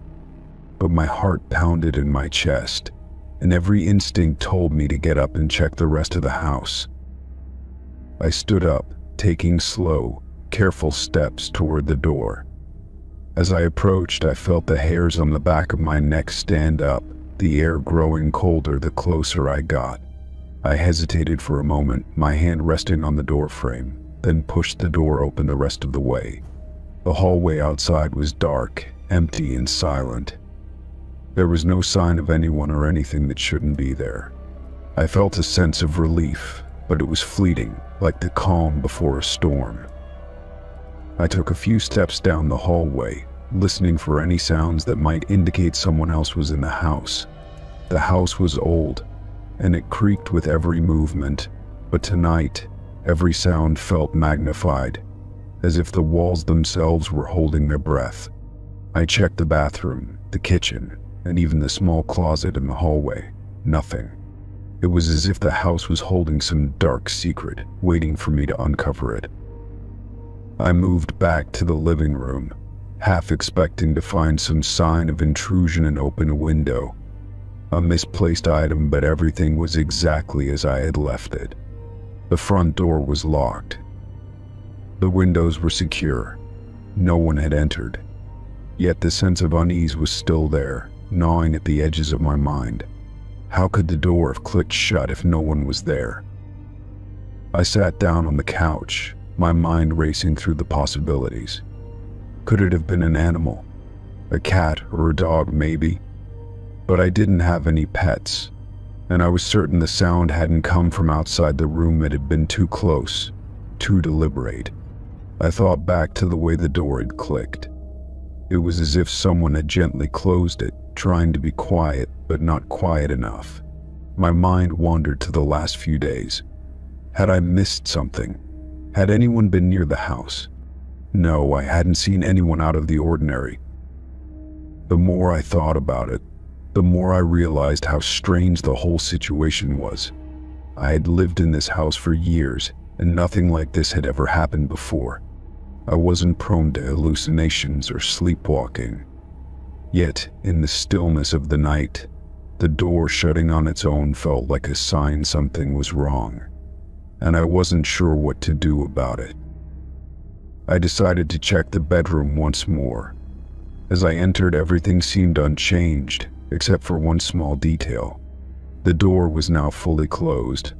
I hadn't closed it, and the sound of it shutting still echoed in my mind. My pulse quickened, and my mind raced. Who had closed the door? And why? I was the only person in the house, or at least, that's what I thought.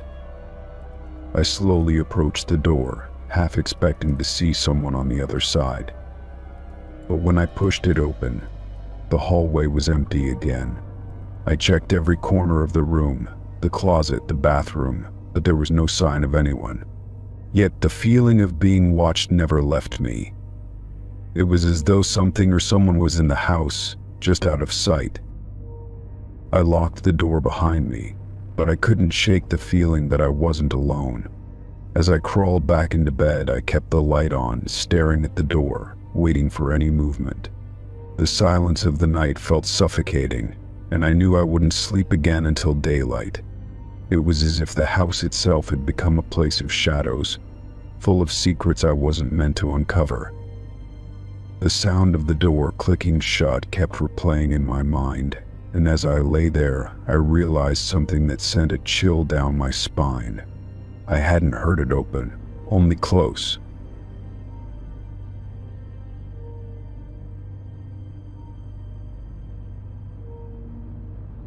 Story 16. I had always enjoyed running through the quiet streets of my neighborhood early in the morning. The cool, crisp air filled my lungs as I pounded the pavement. The rhythmic sound of my feet hitting the ground the only noise I could hear. The streets were still mostly empty at that time, with only the occasional car passing by or a stray dog wandering across the sidewalk. It was a peaceful routine, one that allowed me to clear my mind before the chaos of the day began. That morning, the sky was a pale gray, and the sun had just started to rise, casting a soft light over the city. I was on my usual route, the one that wound through the neighborhood, past old houses and well-kept lawns. As I jogged along, I felt my body settling into the rhythm, my breath steady and my pace steady. It was a familiar, comforting feeling until I noticed something strange. A man appeared beside me, keeping pace effortlessly as if he had been running beside me the entire time. He didn't say a word or glance at me, he simply kept his gaze forward, running in perfect sync with my movements. At first, I thought he might be someone I knew, perhaps a fellow runner, but as I glanced at him briefly, I realized I didn't recognize him. His face was expressionless, and he wore plain running clothes, nothing that stood out or gave any indication of who he was. I tried to brush off the feeling of unease creeping up my spine. It wasn't uncommon for other joggers to appear out of nowhere during my runs, and sometimes people just fell into a similar pace without talking. But there was something different about this man. His presence was oddly unnerving, and the way he moved was almost mechanical, as if he had no other purpose than to match my every step. I quickened my pace, hoping to shake him off, but he kept right beside me, never breaking stride. The sound of my shoes hitting the pavement seemed louder in my ears now, each footstep echoing as I tried to outrun this strange man beside me. My heart rate picked up, but not from exertion, more from the discomfort of having someone so closely matched to my pace without saying a word. Every now and then, I would glance over at him, but he was always looking straight ahead, his eyes never shifting, his face unreadable. I couldn't shake the feeling that he was watching me, despite his lack of any visible reaction. For several blocks he kept at my side, never once breaking the silence. It felt as though he had been there for much longer than he actually had been, the minutes stretching on endlessly. The world around us seemed to blur as I focused solely on his steady presence beside me. My thoughts raced, but my body instinctively kept running, pushing me forward, trying to escape whatever strange energy this man had brought into the space around me. I didn't know why, but I suddenly felt like I couldn't stop running. Something deep inside me told me not to break the pace, not to slow down. I pushed harder, trying to create some distance, but he mirrored every movement with unnerving precision. Every turn I took, every increase in speed, he matched it with ease, as though he had been running this same route for years. I could feel my muscles tightening, my legs beginning to burn with exhaustion, but still, I couldn't bring myself to stop. The thought of slowing down was terrifying. I rounded a corner and saw a bench ahead, a small rest area I often passed by during my runs. I thought briefly of stopping there, but as I got closer, I realized the man was still right beside me. He hadn't faltered once, never once giving any indication that he was even remotely tired. It was as if he had no need for rest, no need for breath. It was as though he was just his shadow, an extension of the run itself, locked in a continuous loop. Finally, as we neared the end of the block, something shifted. The man, without warning, slowed his pace. For the first time since I had noticed him, he made a slight motion, stopping entirely. His feet ceased moving and he stood there perfectly still, watching me. I couldn't bring myself to stop. I kept running, my heart pounding as I tried to get as far away as I could. My legs ached, but my body pushed me forward. I didn't look back. I couldn't. But as I ran, I felt an overwhelming sense of relief wash over me.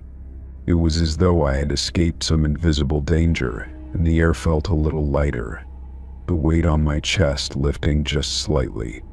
My breathing gradually slowed as I allowed myself to relax, the fear slowly receding into the background.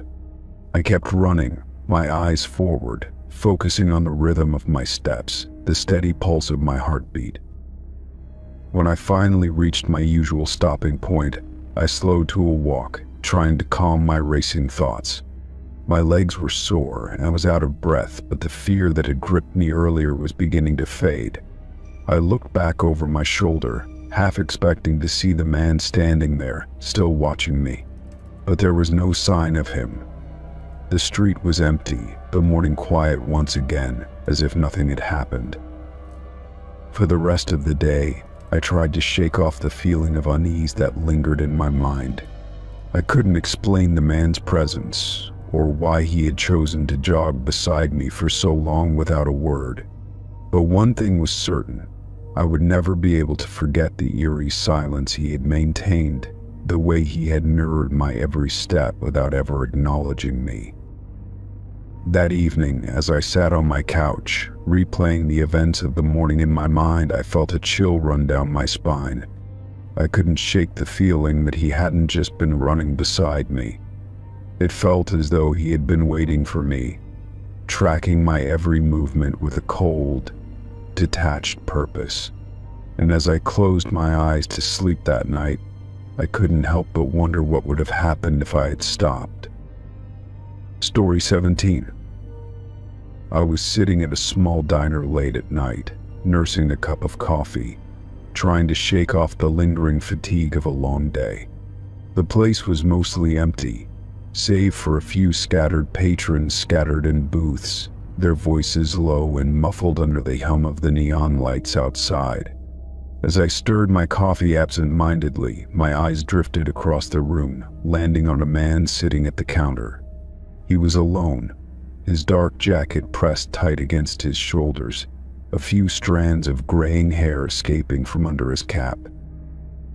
His gaze was locked on me. At first, I thought it was just my imagination. People stare sometimes, especially when they're deep in thought.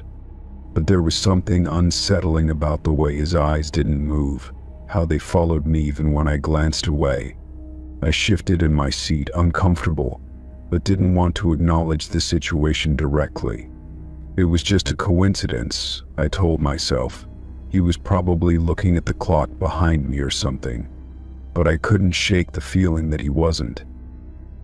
As I slowly ate my meal, I kept an eye on him, trying to stay casual, though a knot had formed in my stomach. He didn't take his eyes off me. Every time I glanced over, his gaze remained fixed, unblinking, almost as if he were studying me.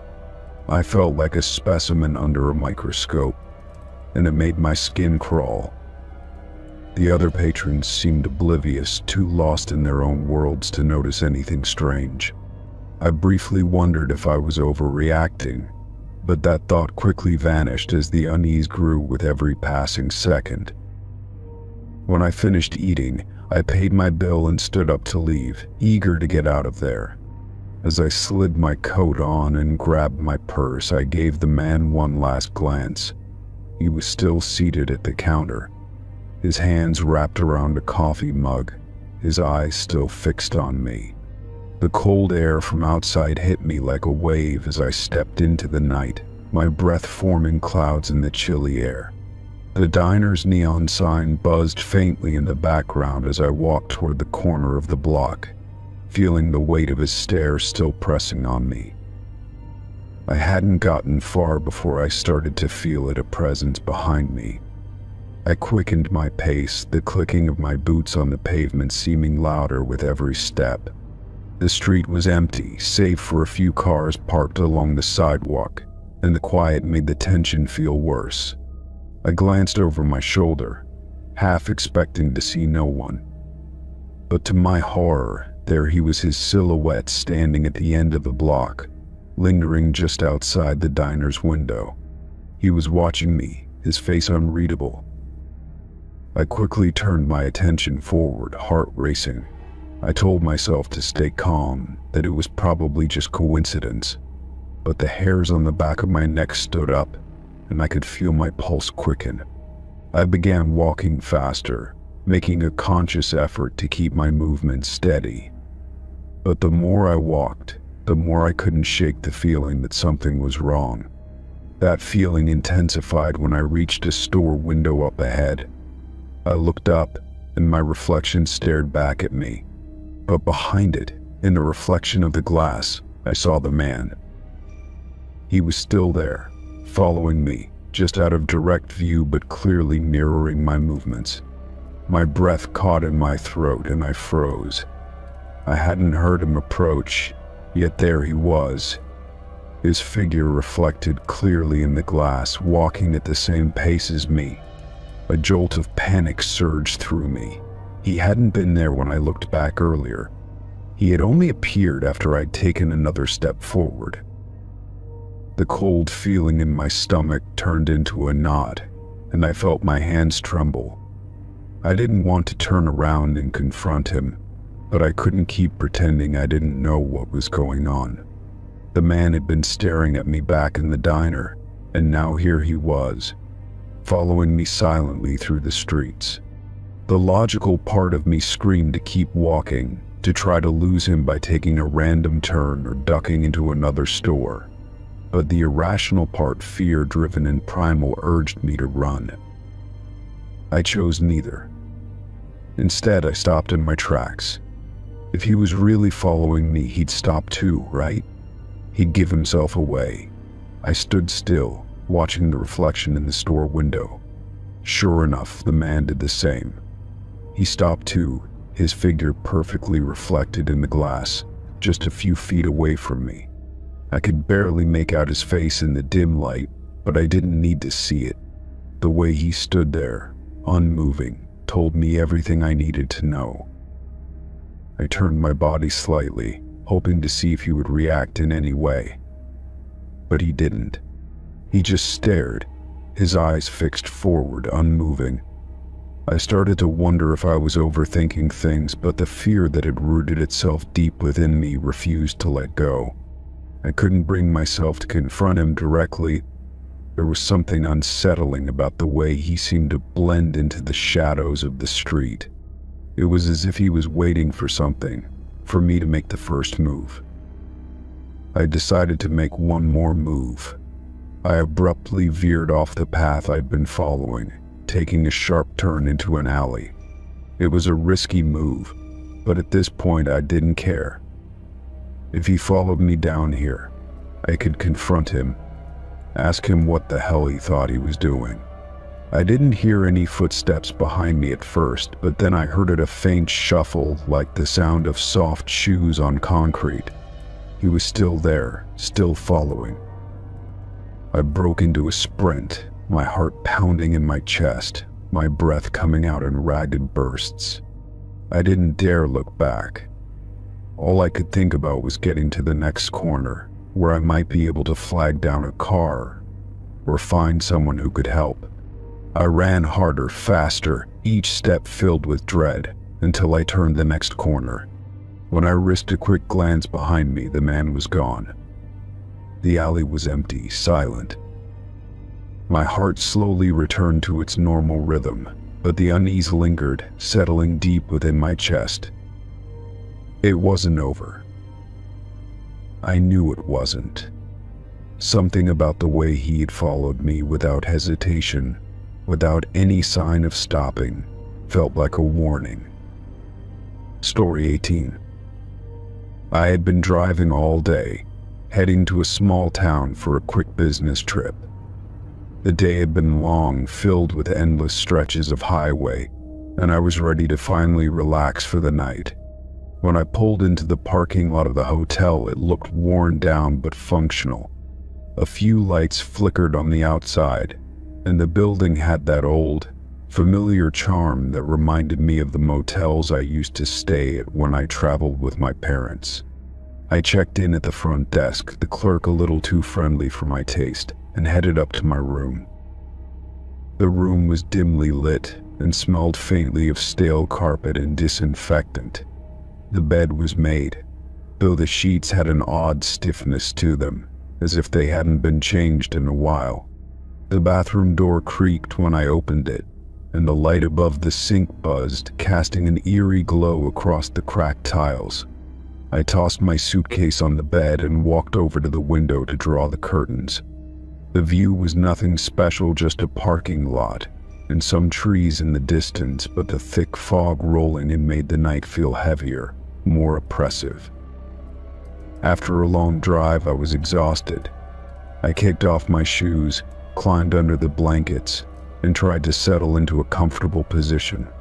The pillow was too firm, and the room felt colder than it should have been, but I was too tired to care. As I reached over to turn off the bedside lamp, I caught a glimpse of something strange out of the corner of my eye. There, under the bed, barely visible in the dim light, was a piece of paper. Curious, I got up and crouched down to grab it. The paper was old, yellowed at the edges and folded in half. I unfolded it carefully, expecting it to be some kind of forgotten receipt or housekeeping note. Instead, the words written in black ink sent a chill through me. "You're not alone." I froze. The room felt suddenly colder, the air heavier. I couldn't quite explain why, but something about that note felt wrong. I glanced around the room as though expecting someone to be standing behind me, watching me. But there was no one, of course. It was just me. The note seemed to mock me, its simple, ominous message lingering in my mind. I sat on the edge of the bed, staring at the note in my hands. I tried to tell myself it was just a prank, someone playing a sick joke.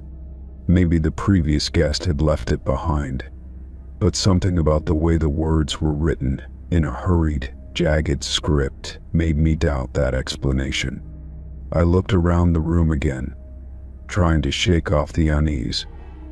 Nothing seemed out of place, but the message was like a shadow lurking in the back of my mind. I shoved the note in my pocket, deciding to head down to the front desk to ask for a different room. I didn't feel comfortable in this one anymore, and the thought of staying the night in that cold, empty space sent a shiver down my spine. But when I opened the door and stepped into the hallway, the air felt strangely still. The hotel seemed even quieter than before, as though the walls themselves were holding their breath. I made my way to the front desk, but as I approached, I noticed something odd. The lobby was empty, the clerk nowhere in sight. The fluorescent lights flickered above, casting an eerie glow across the room. I hesitated for a moment before walking up to the counter and ringing the bell. There was no response, no sound of footsteps approaching from the back. I rang it again, more urgently this time, but still nothing. A strange sense of dread filled my chest, and I turned back toward the hallway. The atmosphere felt wrong, as if the hotel had come alive in a way I couldn't understand.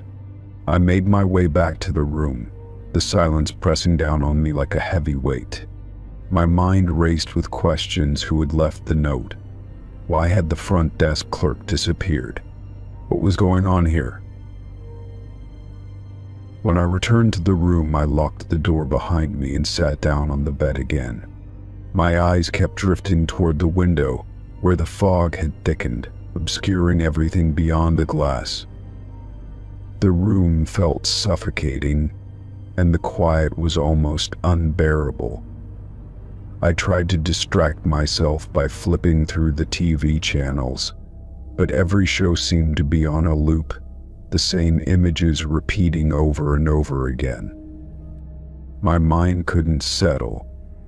The words on the note kept echoing in my head, growing louder the more I tried to ignore them. Suddenly, there was a knock at the door. My heart skipped a beat. I wasn't expecting anyone. I froze, staring at the door as if expecting it to open by itself. The knock came again, louder this time, and I hesitated before standing up. I approached the door slowly, my hand trembling as I reached for the doorknob. I peered through the peephole but saw nothing. The hallway outside was empty. Confused and unsettled, I slowly opened the door, half expecting someone to be standing there. But there was no one. The hallway was still, just as it had been before. I stepped out cautiously, looking both ways, but all I could see was the dim light of the hallway stretching out in both directions. There was no one in sight. I closed the door, my heart still racing. I sat back down on the bed, trying to shake off the feeling of being watched. My hands were clammy, my mind racing with questions I couldn't answer. The note, was it a warning, a threat? I couldn't tell. I was starting to feel like I wasn't alone in that room, like there was something hiding just out of sight, watching me. I decided to leave the hotel, to check out and find somewhere else to stay, but when I grabbed my bag, I froze. The note was no longer in my pocket. I checked every pocket, every corner of the room, but it was gone. The only thing that remained was the chilling feeling that whatever message had been left for me, it wasn't over yet. I looked around the room one last time, my heart pounding in my chest. Whatever was happening, I couldn't stay here any longer. I grabbed my things and rushed out, my steps quick and erratic. As I passed the front desk, I could see the clerk had returned, sitting motionless in the chair. He smiled faintly as I passed, but his eyes never met mine. Something about his smile made me feel even more uneasy. I didn't look back as I hurried out into the night, But deep down, I knew one thing for sure: I wasn't alone. Story 19. It was a warm Saturday afternoon when I decided to take a walk through the park. The sun was shining brightly, casting long shadows on the grass, and families were scattered around, enjoying the day. The park was always a peaceful place to clear my mind, so I headed to my usual spot near the pond. As I walked along the path, the laughter of children and the chirping of birds filled the air, and for a moment, everything felt calm and right. As I neared the swings, I noticed a little girl standing by herself, her small figure silhouetted against the blue sky. She was too young to be out alone, and I immediately felt a sense of unease. She couldn't have been more than 5 or 6 years old, with curly brown hair tied into a ponytail and wearing a bright yellow dress. Her eyes were wide, and she seemed lost in thought, staring at the ground in front of her. I approached her cautiously, not wanting to startle her. "Hey there, are you okay?" I asked, kneeling down to her level. She looked up at me with a blank expression, and for a moment, I thought she might be shy or frightened. "Where are your parents?" I asked gently, my concern growing. I glanced around, expecting to see a parent nearby, but the area was surprisingly empty. She didn't answer right away. Instead, she pointed toward a car parked near the edge of the park, its dark windows reflecting the sunlight. I followed her finger, but the car was so far away that I couldn't make out any details.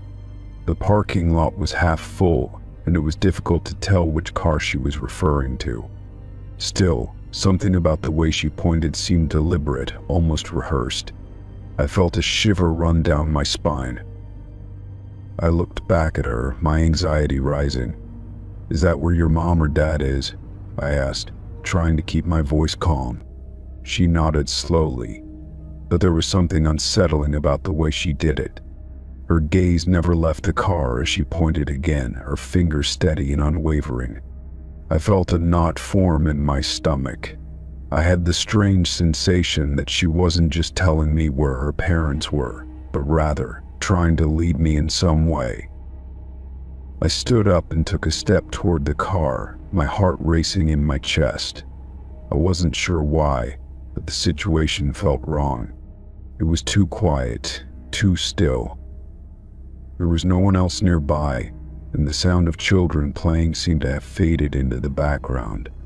As I walked toward the car, I couldn't help but glance back at the girl. She was still standing there, unmoving, her eyes now fixed on the car as well.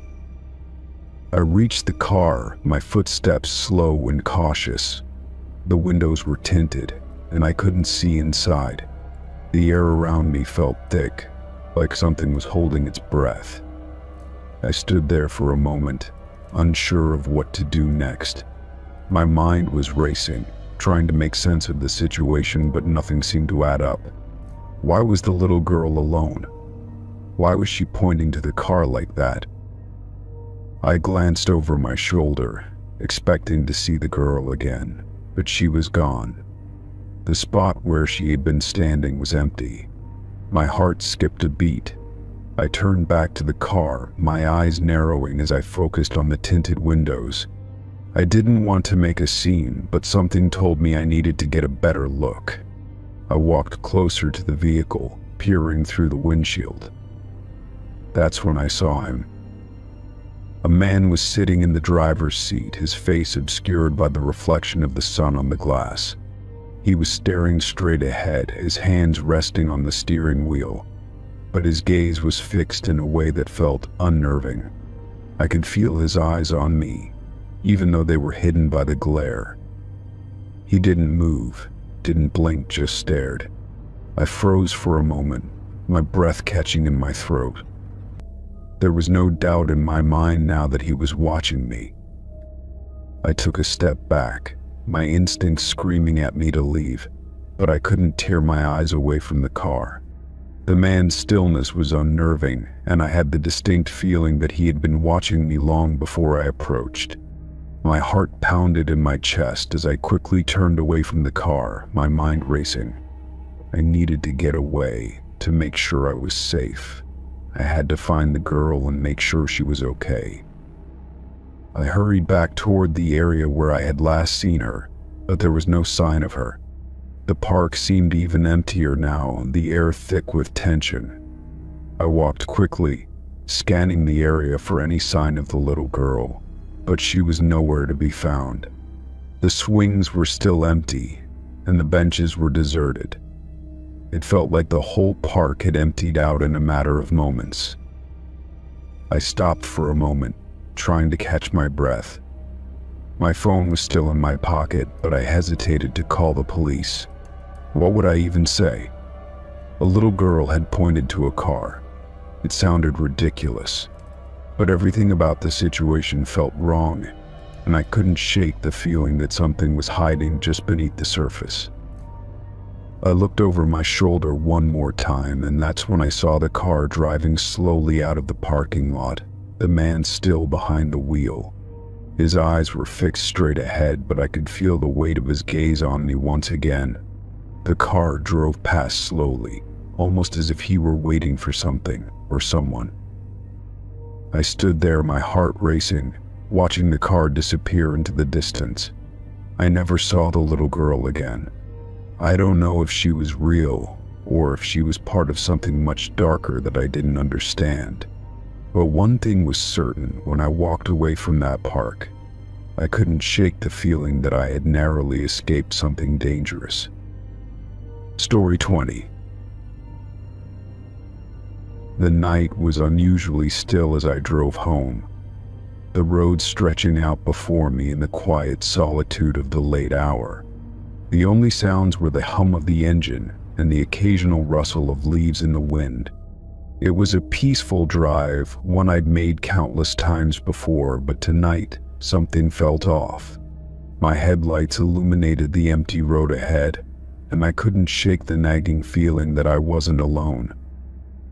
As I rounded a curve, I glanced in my rearview mirror and saw headlights. At first, I thought it was just another car, but then I realized it was much too close. The car behind me was tailgating, staying right on my bumper, almost uncomfortably so. I tried to ignore it, but the closer the car got, the more my anxiety grew. I had been driving for a while, and I knew the road was long and empty. There was no reason for anyone to be driving this close, especially at this time of night. I pressed on the gas slightly, trying to put some distance between us, but the car matched my speed, maintaining the same unnerving proximity. I glanced in my rearview mirror again, and this time, the headlights seemed to blur together, the car's outline becoming distorted. It was as if the car was trying to swallow me whole, to stay with me no matter how fast or slow I went. My heart began to race, and I could feel my palms growing clammy on the steering wheel. I turned onto a side road, hoping the car would pass, but it followed, its headlights never leaving my sight. I made another turn, taking a winding route that led to my street. I thought that would be enough to lose it, but the car followed right behind me, not giving up. My pulse quickened as I pulled into my driveway, the gravel crunching under my tires. I took a deep breath, hoping that once I got out of the car, I could escape the overwhelming sense of dread that had settled over me. But as I put the car in park, I noticed the tailgating car hadn't followed me all the way to my house. It had stopped at the end of the street, just sitting there with its headlights on, casting an eerie glow in the otherwise dark neighborhood. My driveway was now bathed in light, but the car at the end of the street remained still, unmoving. The headlights illuminated the trees and the houses around me, but they didn't seem to shine on anything else. No movement, no sound, just the faintest hum of the engine, idling as if waiting for something. I sat in my car for a moment, unsure of what to do.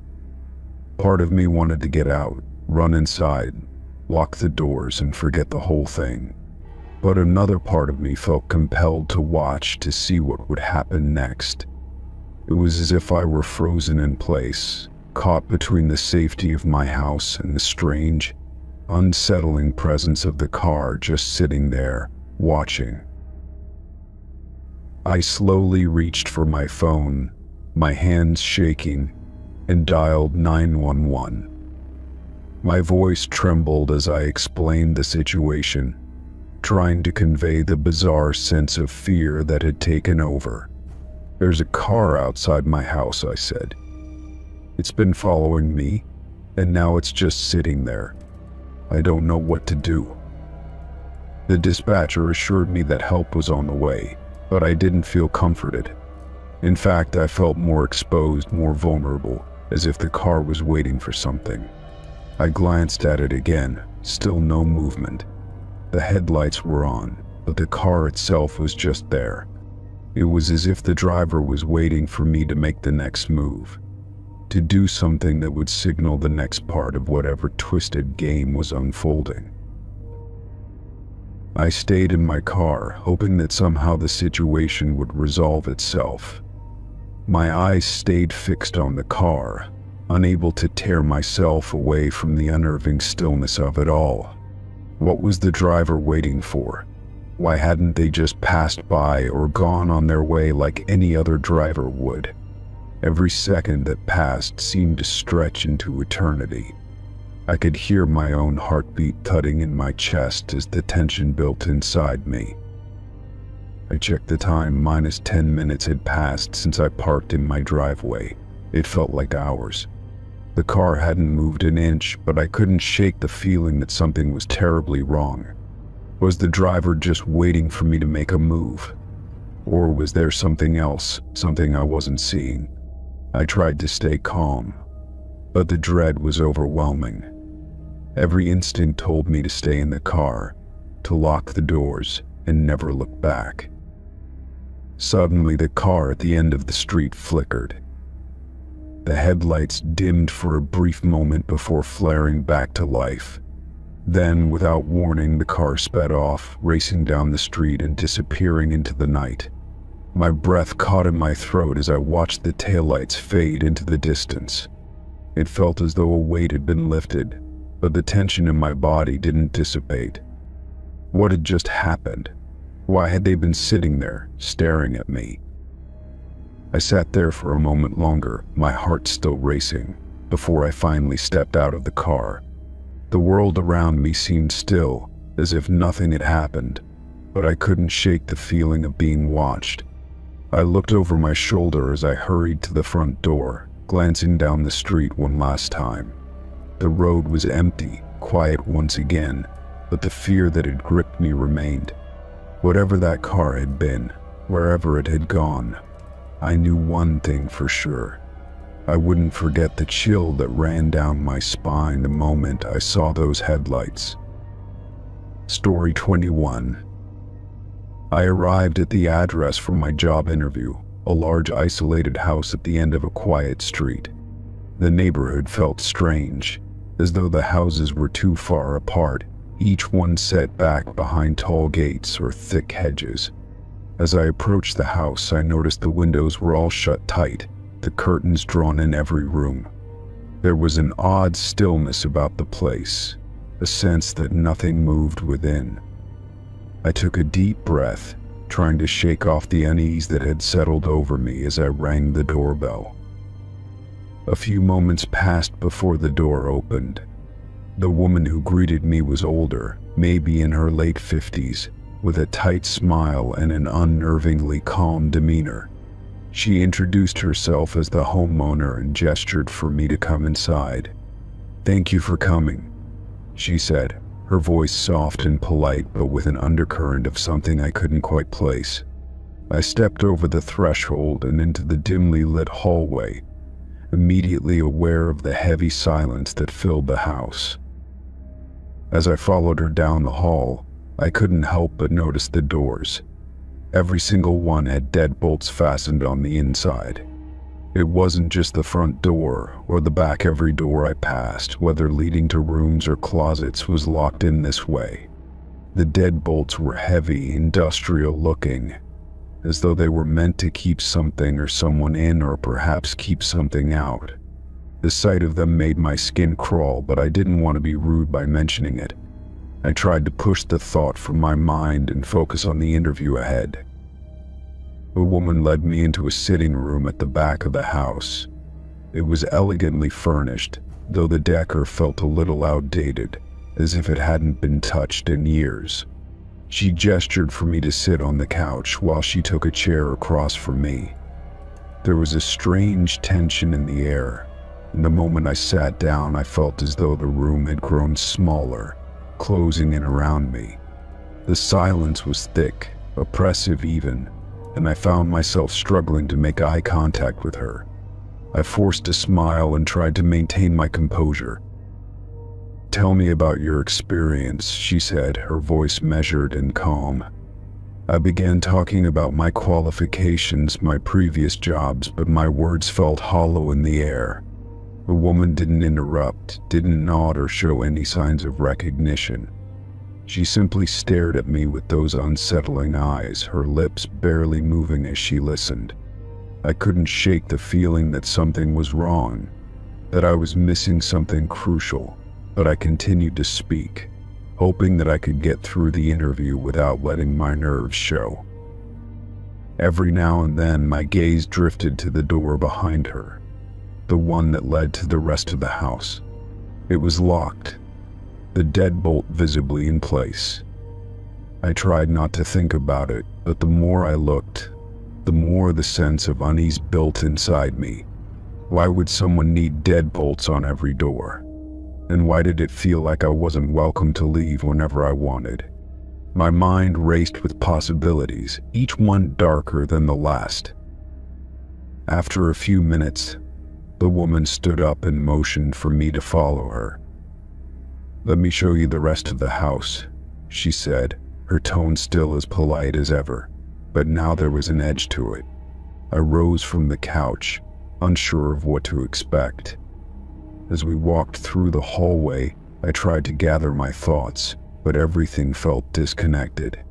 The house was beautiful, no doubt, but there was an eerie feeling about it, like it was more of a prison than a home.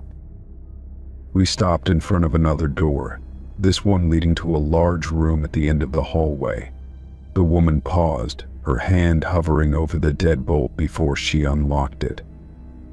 The sound of the bolt sliding back echoed in the silence, and I couldn't help but glance nervously at the lock as she pushed the door open. The room inside was dim, with only a small lamp casting a faint glow. There was a desk in the center of the room, and papers were scattered across it. But what caught my attention was the large, locked cabinet in the corner. It stood there, imposing, with another deadbolt fastened to the door. "Why are all the doors locked?" I asked before I could stop myself, the question slipping out in a rush. The woman turned to face me, her expression unreadable. For a moment she didn't say anything, and I regretted asking. I waited for her to answer, my heart pounding in my chest. "They're for security," she finally replied, her voice steady, but there was a subtle tension in her words. "I've had some problems in the past, just a precaution." Her smile returned, but it didn't reach her eyes. There was something off about her response, something that didn't sit right with me. I wasn't sure if she was lying or if she genuinely believed the explanation, but the hair on the back of my neck stood up as I nodded and followed her back down the hallway. As we continued the tour, I began to feel increasingly trapped. The deadbolts were everywhere, on every door, and the feeling of being locked in only grew stronger. The house felt too quiet, too still.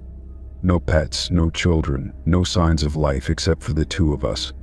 It was as if the house itself was holding its breath, waiting for something to happen.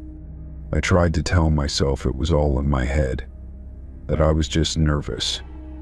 But the longer I stayed, the more I felt like I needed to get out. When we returned to the sitting room, the woman offered me a seat again, but I couldn't shake the feeling that I had overstayed my welcome. "I think I've seen enough," I said, trying to sound calm even though my nerves were on edge. She didn't seem to notice the urgency in my voice. She smiled again, but this time it felt more like a warning than a greeting. "Of course," she said. "Thank you for coming by. We'll be in touch." I quickly stood up, gathering my things, and made my way to the front door. As I stepped outside, I felt a rush of relief wash over me, but I couldn't help but glance back at the house. The deadbolts on every door still haunted my mind. I had no idea what kind of job I had just interviewed for, but one thing was clear: I didn't want to be involved any longer. Story 22. I was wandering through the mall, mindlessly browsing stores, trying to kill time before I met up with my friend. The noise of footsteps and chatter filled the air, blending with the distant hum of the mall's music. It was just an ordinary afternoon, or at least it seemed like one. I was looking at a display in one of the jewelry shops when I felt someone standing a little too close behind me. Turning around, I was met with the gaze of a man in his mid-40s wearing a dark jacket and a pair of sunglasses that seemed out of place indoors. He smiled, though there was something off about it: too wide, too rehearsed. Before I could ask if he needed something, he spoke, his voice smooth but carrying an unnerving edge. "Your dad asked me to pick you up." The words hit me like a punch to the gut. My stomach dropped, and a chill ran down my spine. My dad had been dead for 5 years. He died in a car accident, and I'd never really gotten over it. I had spent years trying to move on, forcing myself to accept that he wasn't coming back. And now this stranger was standing in front of me, delivering a message from him. I stared at the man, my mind racing. I couldn't find the words, couldn't think of anything that made sense. Was this some kind of sick joke? A prank? But I couldn't shake the strange certainty in his eyes, the way he seemed so confident in what he was saying. There was no trace of uncertainty in his voice, no hesitation. It was as if he truly believed that my dad had sent him. "Who are you?" I managed to ask, my voice barely a whisper. My throat felt dry, tight. "How do you know my dad?" The man didn't answer right away. He simply studied me with those dark eyes, his expression unreadable. It felt like he was weighing me, trying to decide something. After what seemed like an eternity, he nodded slowly, as though accepting some invisible conclusion. "I've been sent to take you to him," he said, his tone still smooth but with an eerie finality. "He's waiting for you." I felt my heart race, my mind spinning. I took a step back, the air around me suddenly feeling thick, suffocating. I glanced around the mall, as if expecting someone to step forward and confirm that this was all some elaborate prank. But no one was paying attention to us. The crowd seemed to move around us like we were invisible.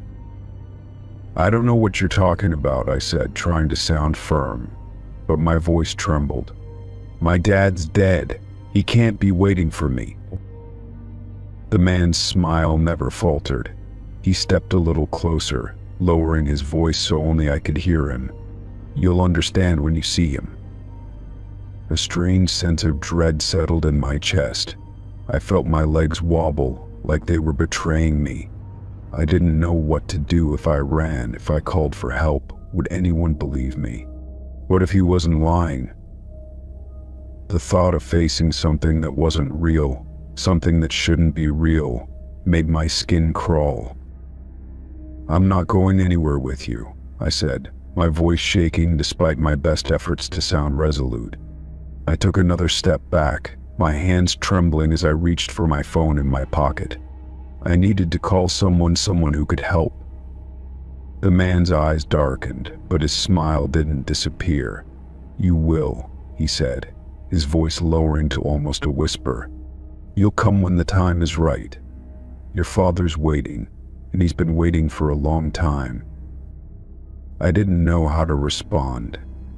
I felt a cold sweat break out across my forehead.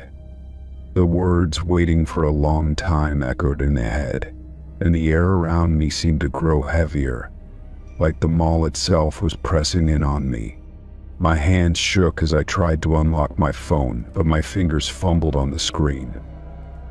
"Please," I whispered, more to myself than to the man. "Please, just leave me alone." The man's expression softened, as if he was genuinely disappointed in me. "I can't force you," he said, his voice quiet, almost sympathetic. "But you'll understand eventually, when the time comes." I didn't wait to hear more. I turned on my heel and started walking briskly, not daring to glance back at him.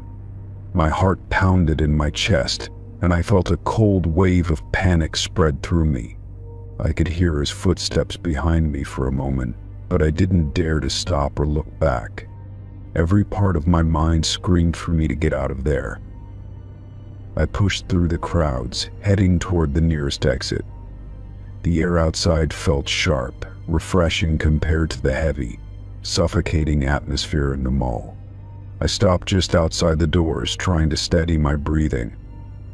My phone was still in my hand, and I quickly dialed my mom's number.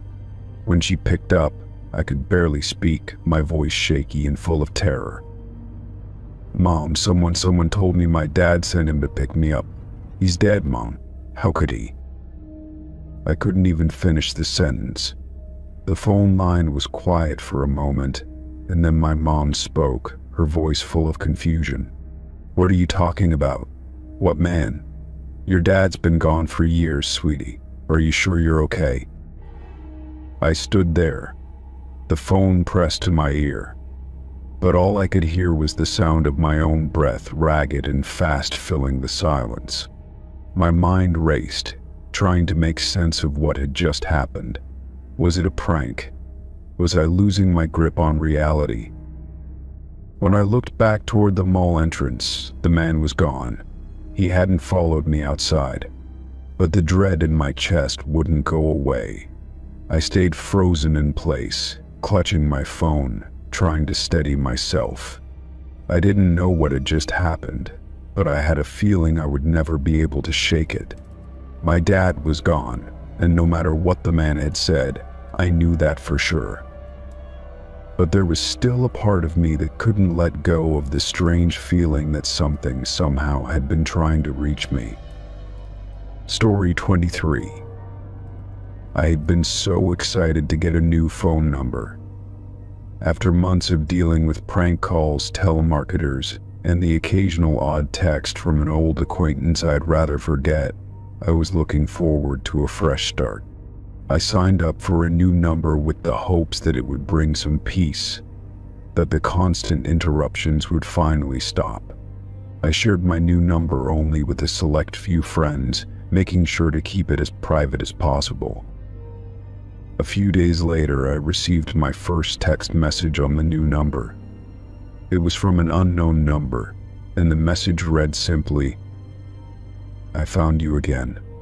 The words hit me like a punch to the stomach. I stood there, frozen, staring at the message on my screen. The strange thing wasn't just the text itself, but how it felt like it knew me, like the person on the other end had been watching me. It was unsettling, to say the least. I immediately felt a rush of panic. How could someone have found me so quickly? I had barely shared my new number with anyone, and those I had shared it with had no reason to be involved in something like this. My first thought was that it must have been a mistake, some kind of error or a wrong number. But the more I thought about it, the more I realized that it didn't feel like a mistake at all. The message seemed deliberate, intentional, as if the sender knew exactly what they were doing. I tried to convince myself that it was harmless, just a prank or a coincidence. But as the days passed, the feeling of unease grew stronger. Every time my phone buzzed, my heart skipped a beat. and I would instantly check to see if the message was from that same unknown number. I kept expecting it to be another text with those chilling words. But when the phone remained silent, I began to wonder if I was just imagining things, if the worry was getting to me more than it should. But then, it happened again. I was sitting in my living room one evening scrolling through social media when my phone buzzed. I hesitated for a moment, dread creeping up my spine. I picked it up and unlocked the screen. It was another message from the same unknown number. This time the message was more specific. I saw you today. I felt my blood run cold. How could they have seen me? I hadn't gone anywhere out of the ordinary. The only place I had been was my usual coffee shop, and I hadn't seen anyone who seemed suspicious. I sat there, staring at the screen, my mind racing. The sender knew things I hadn't shared with anyone. My movements, my routine. The realization hit me like a ton of bricks. It wasn't just a random text. This person was watching me, somehow keeping track of my every move. The hair on the back of my neck stood up as I wondered how they were getting this information. Were they following me? Was I being watched without even realizing it? I decided to call my phone carrier to see if there was any way to trace the number. They told me it wasn't possible, that the sender had used a private number to conceal their identity. The idea that I was completely powerless to stop this only deepened the pit of dread in my stomach. I had no idea who this person was or what they wanted. But what terrified me the most was the thought that they could be closer than I realized, watching from a distance. The messages continued to come. I'm getting closer. I know where you live. You can't hide from me. Every word seemed to drill deeper into my mind, cementing the fear that had been slowly growing inside me. The fact that the sender knew so much about where I had been, where I lived, made me feel like I was trapped. There was nowhere to go, nowhere to hide. One night, after receiving yet another text, I decided to take action. I grabbed my phone and started to block the number. But just as I was about to hit the button, I received a final message. You think blocking me will stop me? I froze, staring at the screen. The words seemed almost taunting, as if the person knew exactly what I was planning. I stood up and paced around the room, trying to calm myself, trying to make sense of it all. It was then that I heard it. A soft tapping on the window. I froze in place, my heart pounding in my chest. The sound was so faint, I almost thought it was my imagination. But then it came again, this time louder, more deliberate. Someone was outside. I rushed to the window and peeked through the blinds, but saw nothing. The street outside was quiet, empty, but the sense of unease lingered. I couldn't shake the feeling that whoever had been sending the texts was now outside, watching me. My mind raced as I tried to think of who could be behind this, but I couldn't come up with anything. No one in my life had a reason to do something like this. No one knew where I lived, or at least I thought they didn't. I checked the locks on all the doors and windows, my hands trembling as I made sure everything was secure. The rest of the night passed in a blur of tension and fear. I didn't sleep at all, unable to shake the feeling that someone was out there, just waiting for the right moment to make their move. The messages had stopped for the night, but I couldn't relax. Every noise, every shadow seemed like a threat. The next morning, I went to the police, but they weren't able to offer much help. There was no way to trace the number, and without any direct evidence of someone breaking into my property, there wasn't much they could do. But the fear remained. Whoever this person was, they knew me. They knew my every move, and they weren't going to stop until they had what they wanted. Story 24. I had been driving for hours, the open road stretching endlessly before me as I made my way through the small towns and winding highways of the countryside. The sun had begun to set, casting a golden hue over the landscape, but I could feel the fatigue settling in. My car, an old but reliable sedan, hummed steadily along, the sound of the tires on the asphalt a comforting rhythm. It was the perfect time to stop for a break, and I noticed a small, roadside gas station up ahead. I pulled in, eager to stretch my legs and fill up the tank. The gas station was quiet, tucked away from the main road, and I was the only customer there. I stepped out of the car, taking a deep breath of the cool evening air as I walked toward the pumps. The lights of the station flickered slightly, and the small building looked as though it had been here for decades, its aging exterior weathered by years of use. I wasn't expecting much, just a quick pit stop to grab a snack and fuel up for the rest of my journey. As I walked inside, the bell above the door jingled softly, and I was greeted by the cashier, a middle-aged man with a weathered face and a tired smile. He had a deep tan, his hands rough from years of labor, and his eyes seemed to carry the weight of many untold stories. The inside of the gas station smelled faintly of stale coffee and old paper, and the shelves were stocked with the usual assortment of snacks and drinks. I made my way to the counter, ready to pay for my gas and pick up a bottle of water. Just as I reached for my wallet, the cashier leaned forward, his hand suddenly slipping a small, folded note into my palm. It was quick, almost too fast for me to register what had happened. For a moment, I thought I had imagined it, but when I glanced down at my hand, the note was there, its edges rough and frayed. I looked up at the cashier, but he wasn't looking at me anymore. Instead, he was busy scanning an item, his expression neutral. I glanced back down at the note, my fingers trembling slightly as I unfolded it. The handwriting was hurried, scrawled in dark ink. "Don't talk to the guy at the pump," it read. The words were simple, but the warning was clear, and a chill ran through me. I glanced out the window toward the gas pumps, where a man was standing beside a black pickup truck, pumping gas into the tank. He was tall, with broad shoulders, and his face was obscured by the shadow of his hat. He seemed to be waiting, though for what, I couldn't tell. I stood there for a moment, the note still in my hand, trying to process what I had just read. Was this some kind of joke? Why would the cashier, someone I'd never met before, hand me a cryptic note like this? I felt my heart rate quicken, and a sense of unease settled in the pit of my stomach. There was something off about the situation, but I couldn't put my finger on it.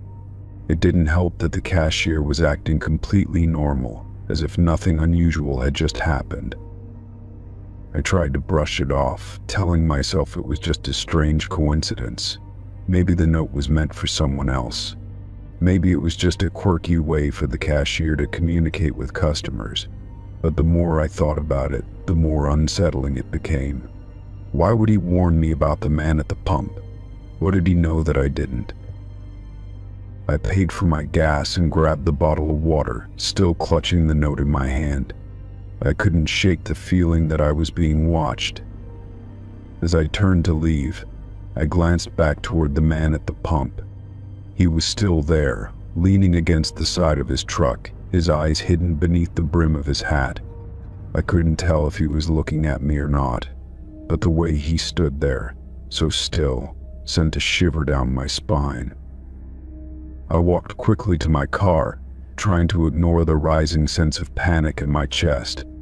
I couldn't explain why, but something about the situation felt wrong. The note, the cashier's strange behavior, the man at the pump, it was all too strange to be a coincidence. I glanced over my shoulder as I got into my car, and to my surprise, I saw the man at the pump watching me. His eyes were hidden, but I could feel his gaze, cold and unblinking. I started the engine and drove away, my grip tightening on the steering wheel as I left the gas station behind. The road seemed to stretch out before me, the headlights of my car cutting through the darkness. I kept checking the rearview mirror, half expecting to see the black pickup truck following me, but there was nothing. Still, I couldn't shake the feeling that something wasn't right. My mind kept replaying the note, the warning, and the man at the pump. Who was he, and why had the cashier warned me about him? As I drove farther down the road, the unease only deepened. I kept thinking about this strange encounter, wondering if I had made a mistake by leaving so quickly. What if I had missed something important? What if the man at the pump was dangerous? The thought kept circling in my mind and I couldn't shake it. I glanced at my phone, hoping to distract myself, but the screen remained blank. No new messages, no missed calls. The road stretched on, the miles blurring by, but I couldn't stop thinking about what had happened at that gas station. I should have asked the cashier more questions, I thought. I should have been more cautious, more aware of what was going on. But it was too late now. The road ahead seemed endless, and the darkness of the night pressed in from all sides. As I continued driving, I couldn't help but wonder what would have happened if I had stayed just a little longer. What would the man at the pump have done?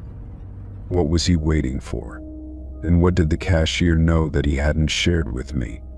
The questions lingered in my mind, unanswered. As I drove deeper into the night, the memory of that strange warning still fresh in my thoughts. Story 25. I was biking through a quiet neighborhood one late afternoon, enjoying the solitude of the empty streets.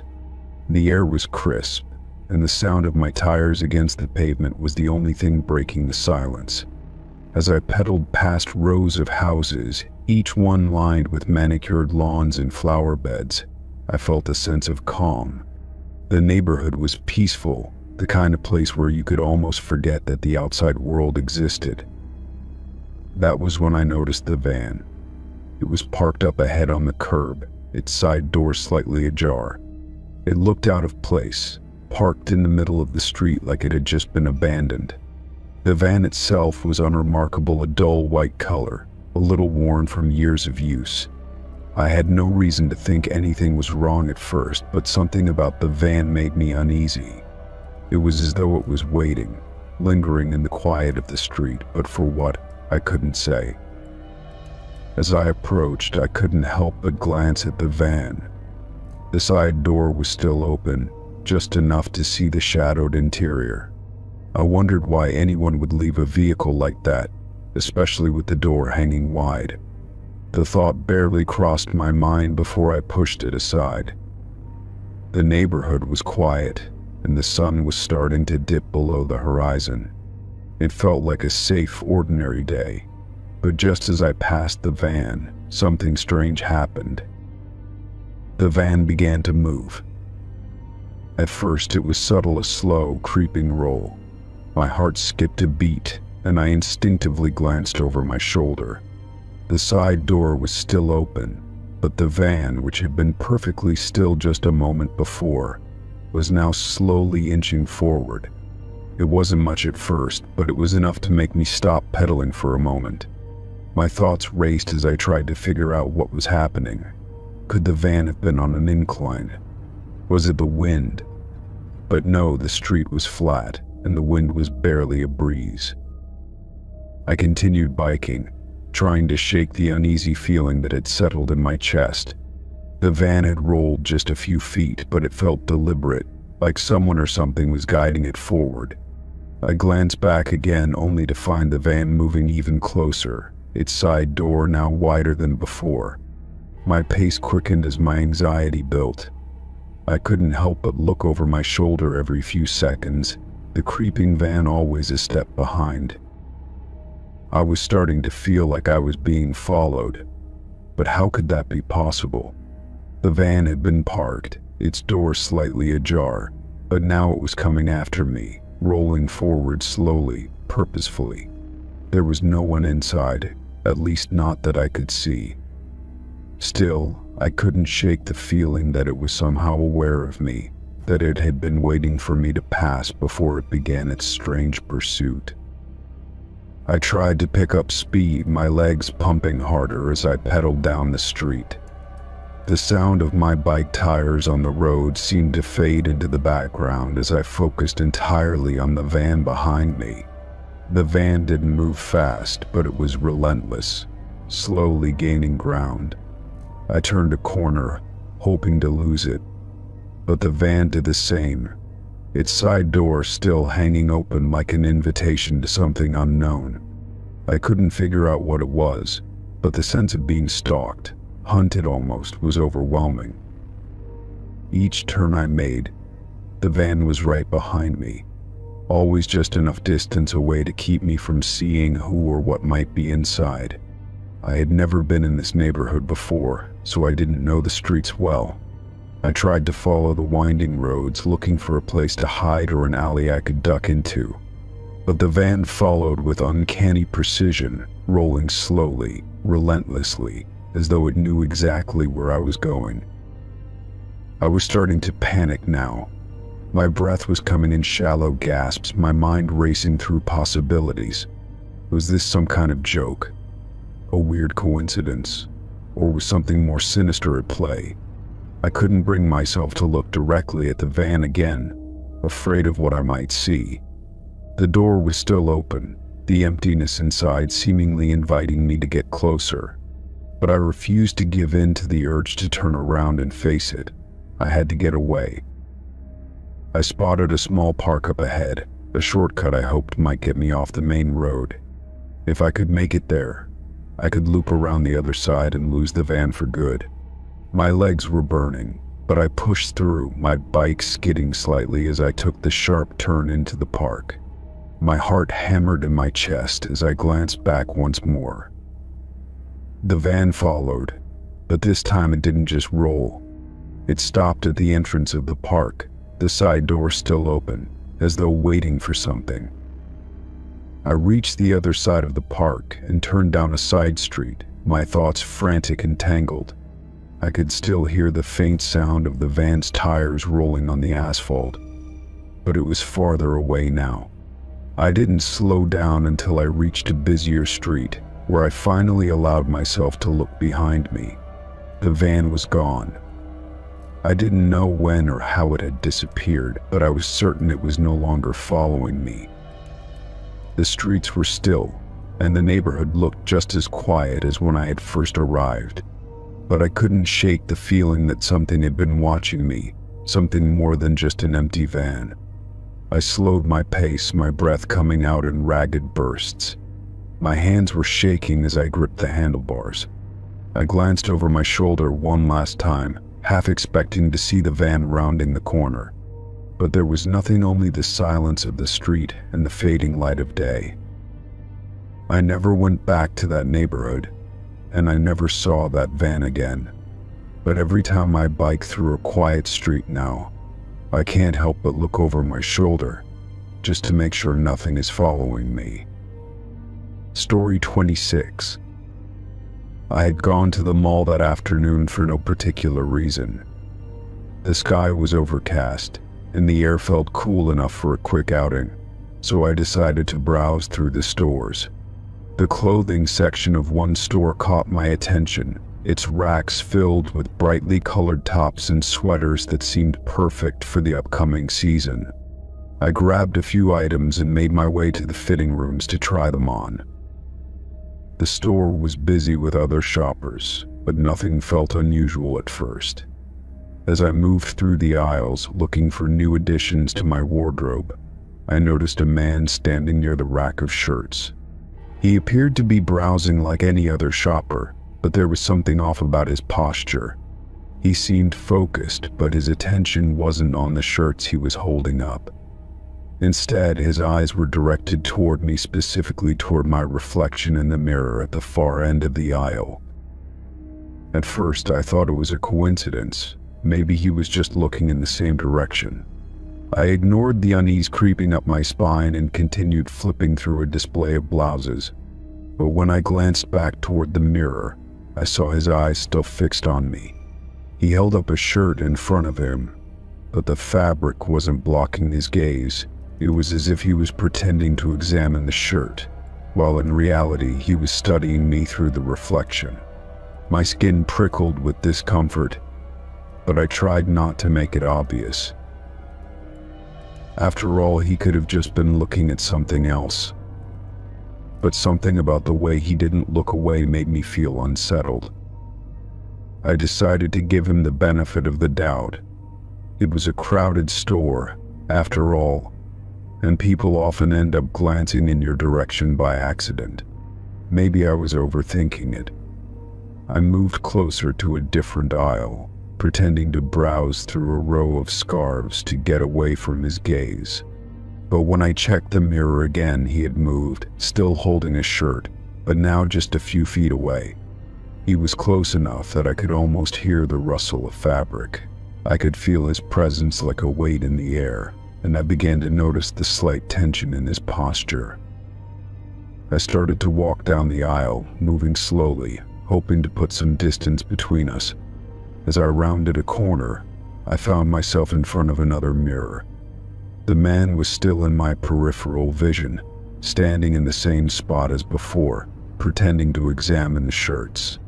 His eyes, however, were no longer trained on the clothing. They were fixed on my reflection in the mirror. I felt a tightening in my chest, my instincts screaming that something wasn't right. I tried to dismiss the nagging feeling, convincing myself that I was just being paranoid.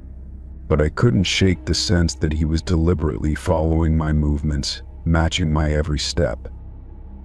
I moved to the next aisle, hoping that if I just kept going, he'd lose interest. But as I glanced back, I saw that he was doing the same thing. It was subtle, but unmistakable.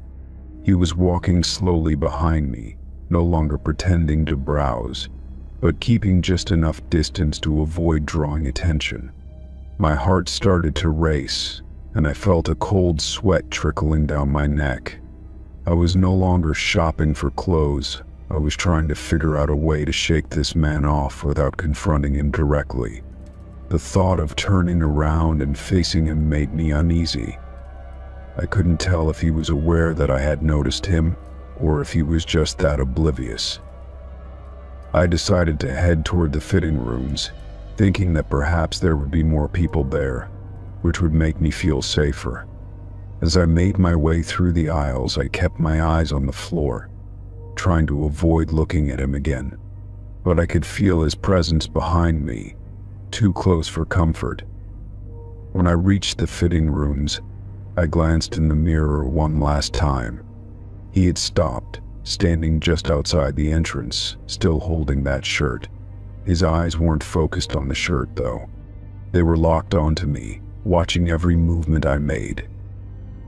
My stomach tightened with anxiety, and I quickly entered one of the changing rooms, locking the door behind me. I took a deep breath, trying to calm my racing heart. My mind was spinning. What had I just witnessed? Was I overreacting? I tried to shake the image of his watchful eyes from my mind, but it lingered, unsettling me further. I changed quickly, my mind racing with thoughts of the man and his strange behavior. When I was finished, I opened the door cautiously, peering out to make sure he was no longer nearby. The store seemed a little less crowded now, but I couldn't shake the feeling that I was being watched. As I stepped out into the main aisle, I glanced around, hoping to spot him. For a moment, I thought he had disappeared, but then I caught sight of him at the far end of the store, standing in front of a different clothing rack. His back was to me, but it didn't matter. He was still there.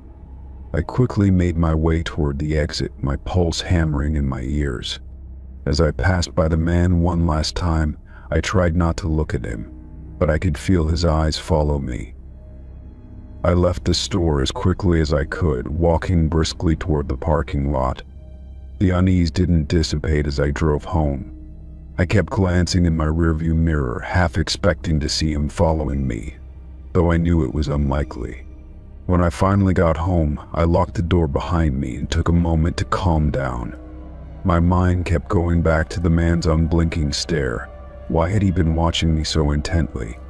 Was it just a random encounter, or was there something more to it? The feeling of being watched lingered for the rest of the evening. I kept wondering if he was still out there somewhere, and whether he had been following me the whole time. I couldn't shake the feeling that I had been marked somehow, and I knew that I would never be able to step into that store again without thinking about his eyes in the mirror. Story 27. I had just walked into the bathroom, desperate for a moment of peace after an exhausting day. The lights flickered above me, casting an unsettling, dull glow across the cracked tiles and worn stalls. I made my way to the farthest stall, the one tucked in the corner, away from any prying eyes. It was one of those moments when the world seemed to fade away, and all that mattered was a few minutes of solitude. The door to the stall creaked as I closed it behind me, and I locked it, grateful for the brief respite. I leaned against the cold metal wall, taking a deep breath as I closed my eyes. The sound of running water from the sink and the occasional shuffle of feet outside the door were the only things I could hear. For a moment it was calming, just the noise of the world carrying on without me. Then I heard it, a soft whisper, my name. It wasn't loud, just a faint breath that seemed to seep through the crack between the stall and the wall. It sent a chill down my spine, and I froze, trying to convince myself that it was just my imagination. My heart raced, and I held my breath, listening intently. But there it was again, barely audible, just enough for me to recognize the sound. My name, the whisper repeated, dragging out the syllables slowly, as if it were lingering on my name itself. I couldn't move. My legs felt like lead, and I felt suddenly paralyzed in place. My mind was racing, trying to process what was happening. I was the only one in the bathroom, wasn't I? I had walked in alone, and the silence around me seemed to confirm that there was no one else in here. Yet someone had spoken my name, someone who was so close. They might as well have been standing beside me. I held my breath and listened again, my heart pounding louder than anything else. The whisper didn't come again. Only the faint echo of my own nervous thoughts filled the space. I tried to rationalize it, telling myself it was a trick of the acoustics, that it was a sound bouncing from somewhere else. But the voice had been too clear, too deliberate. I glanced toward the gap between the bottom of the stall and the floor. The shadows from outside the stall shifted slightly, but there was no movement, no feet, nothing. I slowly reached for the lock on the door, my fingers trembling as I wrapped them around it. I had to leave. I needed to get out of there before whatever was in that bathroom with me decided to reveal itself. As I began to stand, a soft noise from the stall beside me caught my attention. It was the faintest sound, like someone shifting their weight or tapping their foot. My body froze and my breath hitched in my throat. I hadn't heard anyone else come in. There was no one else in here, was there?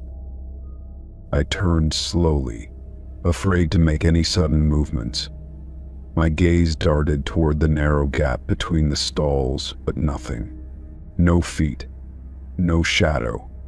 It was just the empty space where the stall should have been. But the noise had definitely come from there. And the whisper, it had come from the same direction. It wasn't my imagination. With every second that passed, the fear twisted tighter in my chest. My mind was screaming at me to leave, to break free from whatever was happening in this bathroom. But my legs wouldn't cooperate. They felt frozen in place, unwilling to make a sound, unwilling to alert whatever or whoever was on the other side. Another shift, another sound, a low exhale, almost like a sigh, followed by a soft chuckle. The voice, now clearer, was definitely coming from the stall beside me. I could hear it so clearly now. It was as if the person was standing right next to me, whispering directly in my ear.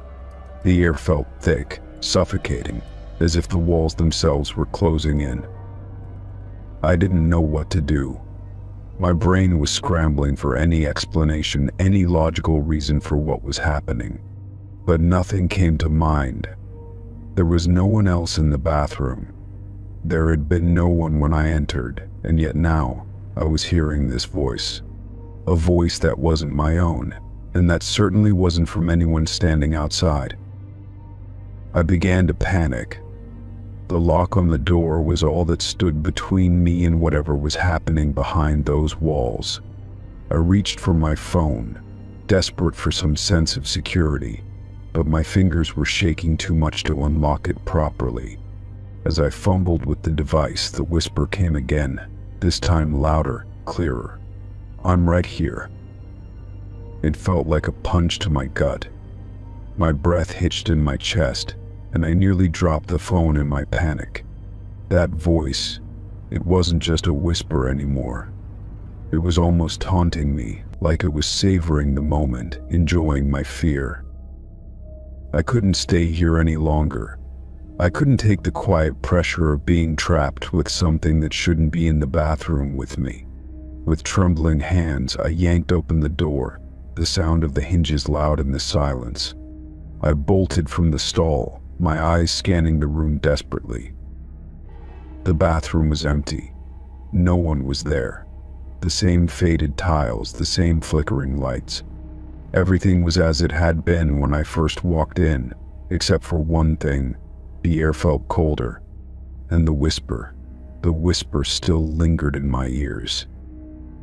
I stumbled toward the door, glancing over my shoulder one last time. Nothing. Just the empty stalls and the faint echo of my own footsteps against the tile. But as I stepped outside into the hallway, I couldn't shake the feeling that I wasn't alone. That whatever had whispered my name was still there, watching me from just beyond the bathroom door. Story 28. The festival was in full swing when I arrived, its vibrant lights and sounds filling the air. People milled about, laughing, talking, and eating from the food stands that lined the park. I had been looking forward to this event for weeks, an annual gathering that promised live music, local vendors, and a sense of joy that always seemed to permeate the air. The atmosphere was electric, the kind of place where you could lose yourself in the chaos for hours. I walked through the crowd, taking in the sights, the smells of food, and the chatter of strangers. There was something comforting about the busy scene, something that made it easy to forget the world outside.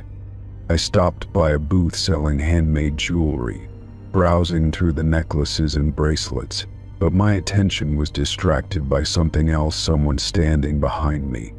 I couldn't put my finger on it, but there was a shift in the air, a subtle change that made the hairs on the back of my neck stand up. Before I could turn around, a voice, soft and low, whispered right next to my ear, sending a chill down my spine. "I know where you'll be sleeping tonight." The words were chilling, delivered with an eerie calmness that felt completely out of place in the lively environment. I froze, my heart skipping a beat. I hadn't heard anyone approach, hadn't felt anyone behind me, yet the voice was unmistakable. I spun around, my breath catching in my throat, but the crowd seemed just as busy as before. There was no one standing directly behind me, no strange figure in sight. Just people going about their business, unaware of what had just happened.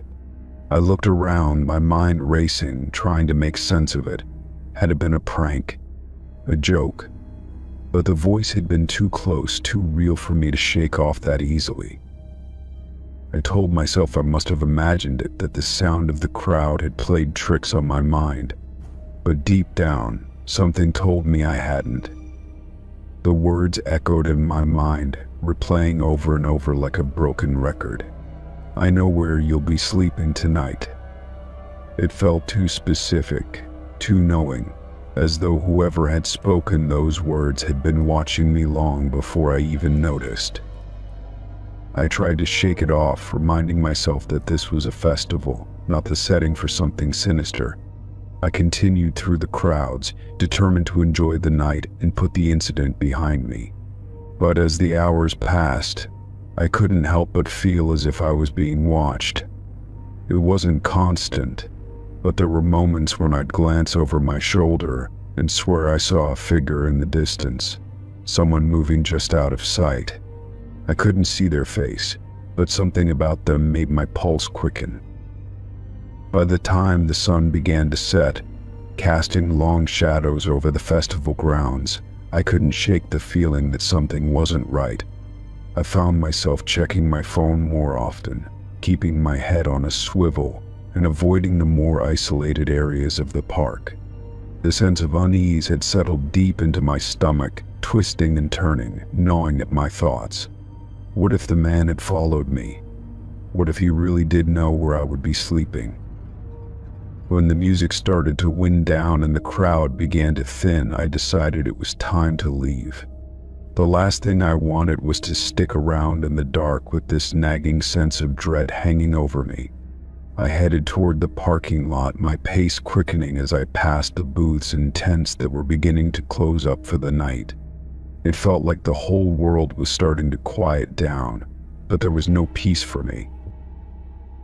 Just as I reached the edge of the lot, I heard footsteps behind me, quick and purposeful, but just soft enough that they didn't stand out against the fading noise of the festival. My heart skipped a beat, and I turned to look, but there was no one there. I tried to convince myself it was nothing, that it was just the sound of someone else heading out, but my instincts were telling me otherwise. I hurried to my car, fumbling with the keys in my hand. The parking lot felt emptier now, the dim streetlights casting long shadows across the pavement. When I finally reached my car and unlocked the door, I was hit by a wave of relief. I slid into the driver's seat, locked the doors, and took a deep breath. But just as I was about to start the engine, I heard a soft tapping on the window. I froze, my blood running cold. Slowly, I turned my head to look, and there, standing just outside my car, was the man. His face was partially obscured by a hoodie, but his eyes, cold, dark, and intense, stared directly at me. I could feel the weight of his gaze even through the glass, and then he smiled. The smile wasn't warm or friendly. It was unnerving, as though he found some twisted amusement in my fear. I didn't know what to do. My hands trembled as I clutched the steering wheel, unsure whether to drive off or to sit there and hope he would disappear. But I knew I couldn't just sit there. I slammed my foot on the gas pedal and sped out of the parking lot, my tires screeching against the asphalt. I didn't look back. My heart raced as I drove down the dark streets, my mind spinning with questions and fear. Who was that man? How had he known where I would be? I tried to tell myself that it was over, that I was safe now, but the words he had whispered to me earlier lingered in my mind, haunting every corner of my thoughts. The rest of the drive was a blur. My hands were still shaking when I pulled into my driveway, and I didn't stop glancing over my shoulder, half expecting to see the man following me, lurking in the shadows. As I entered my house and locked the door behind me, I felt the weight of the night settle in, a heavy, suffocating feeling that refused to leave. That night, I couldn't sleep. The memory of the man's voice, the eerie smile, and the coldness in his eyes replayed in my mind over and over again. And as I lay there in the dark, I couldn't help but wonder, had I really escaped, or was I still being watched? Story 29. I was walking my dog, Max, down the usual route we took every evening. The air was crisp, the sun just starting to set behind the trees, and the neighborhood felt peaceful. Max trotted happily ahead, sniffing every tree and bush, oblivious to anything unusual. It was a quiet evening, and I was looking forward to a relaxing walk after a long day. As we made our way down the block, I noticed a car driving past us. It was an older dark blue sedan, and it seemed out of place among the more modern vehicles on the street. I didn't think much of it at first, but as the car turned the corner and drove down the street, I felt an odd sense of unease. The car was going much slower than usual, almost as if the driver was waiting for something or someone. I dismissed it as coincidence and continued walking, chalking it up to nothing more than a neighbor running errands. A few minutes later, the same car passed by again, this time coming from the opposite direction. The driver didn't seem to be in a hurry, still driving at a slow pace. I glanced over, feeling a strange tug of suspicion. There was something about the way the car moved, almost as if it was deliberately following my path. Max stopped to sniff a bush, and I paused, my eyes tracking the vehicle as it continued down the street. I couldn't shake the feeling that the driver was watching me. I turned my attention back to Max, who had gotten distracted by something on the ground. But when I looked up again, I saw the car for the third time, driving by once more. This time it slowed even more as it neared us. My heart began to race. The car was practically crawling down the street, its engine humming softly in the quiet evening. I could see the driver's face now, but his expression was unreadable. He didn't seem to be in a hurry at all, just staring ahead with a fixed gaze. As the car neared me, the driver suddenly waved. It wasn't a casual wave either. It was slow and deliberate, almost as if he had been waiting for the perfect moment to make himself known. His face was impassive, but there was something unsettling about the way he waved. I wasn't sure why, but the gesture sent a chill through me. Max growled softly, sensing my unease, and I gripped the leash tighter. I didn't wave back. Instead, I stood frozen, unsure of what to do. The car came to a complete stop, still in the middle of the street. The driver's gaze never wavered from me, his eyes staring through the windshield with an intensity that made my skin crawl. I could hear my heart pounding in my ears. There was something off about the whole situation, but I couldn't quite put my finger on it. The street was completely empty now, and the silence felt suffocating. After what felt like an eternity, the driver gave one final nod, then slowly accelerated and drove off, disappearing around the corner. I stood there, watching the spot where the car had been, my mind racing. What had just happened? Why had he waved at me like that? And why had he been circling the same block 3 times? My instinct screamed that something wasn't right, but I couldn't explain why. Max tugged at the leash, clearly ready to continue our walk. I took a deep breath and tried to shake off the strange feeling in my stomach.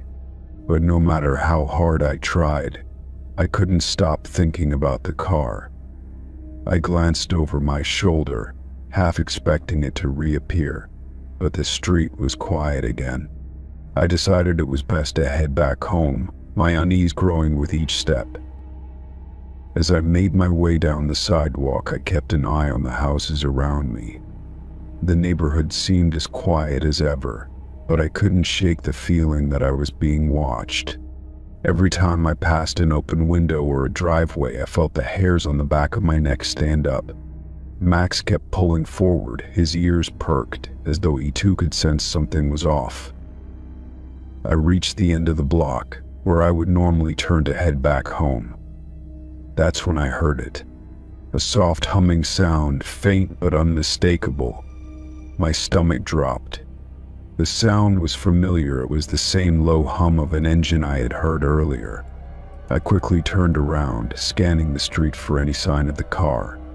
And there it was again. The dark blue sedan was creeping slowly down the block, just like before. It wasn't just passing by anymore. This time it was driving straight toward me, moving at a snail's pace. My heart skipped a beat. There was no mistaking it now, the driver was following me. I quickly looked around, hoping to see someone else, anyone who might be able to help, but the street was still empty. The car stopped in front of me, and once again, the driver's eyes locked onto mine. This time I could see his face more clearly. He was wearing a dark cap, his expression still unreadable. "Everything okay?" the man asked through the rolled-down window, his voice carrying in the still air. I didn't answer. My mind raced, trying to figure out why this was happening. Why was he following me?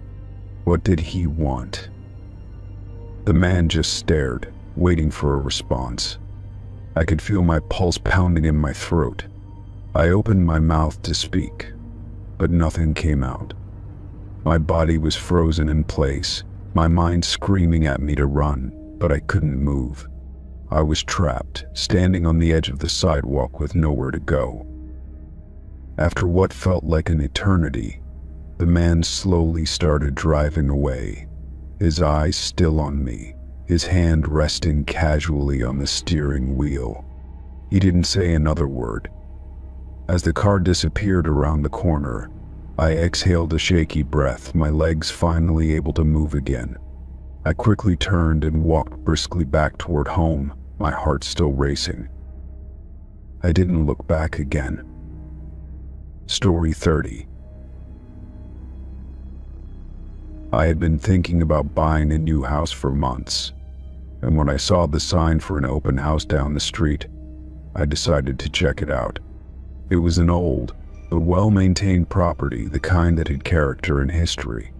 The moment I stepped through the front door, the realtor greeted me with a warm smile and an invitation to look around.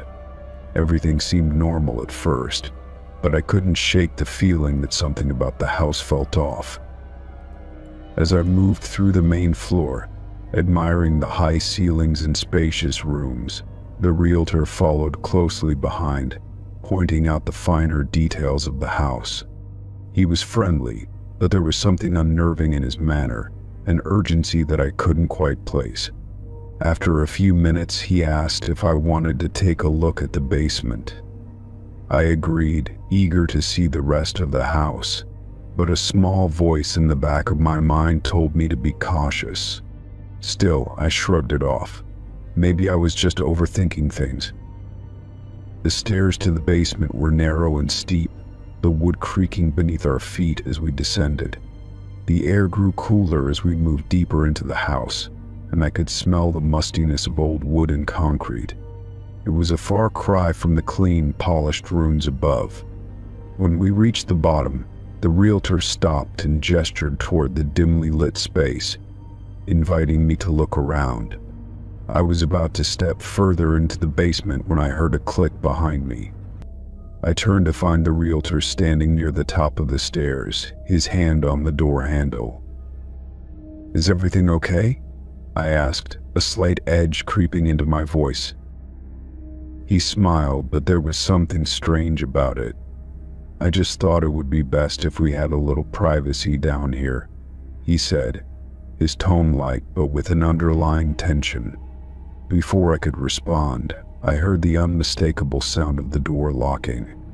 My heart skipped a beat as I stared at him in disbelief. The basement was dark, cold, and now I was trapped inside with him. Panic surged through me. "What do you mean, privacy?" I demanded, trying to keep my voice steady. "Unlock the door. I need to get out of here." The realtor didn't move at first.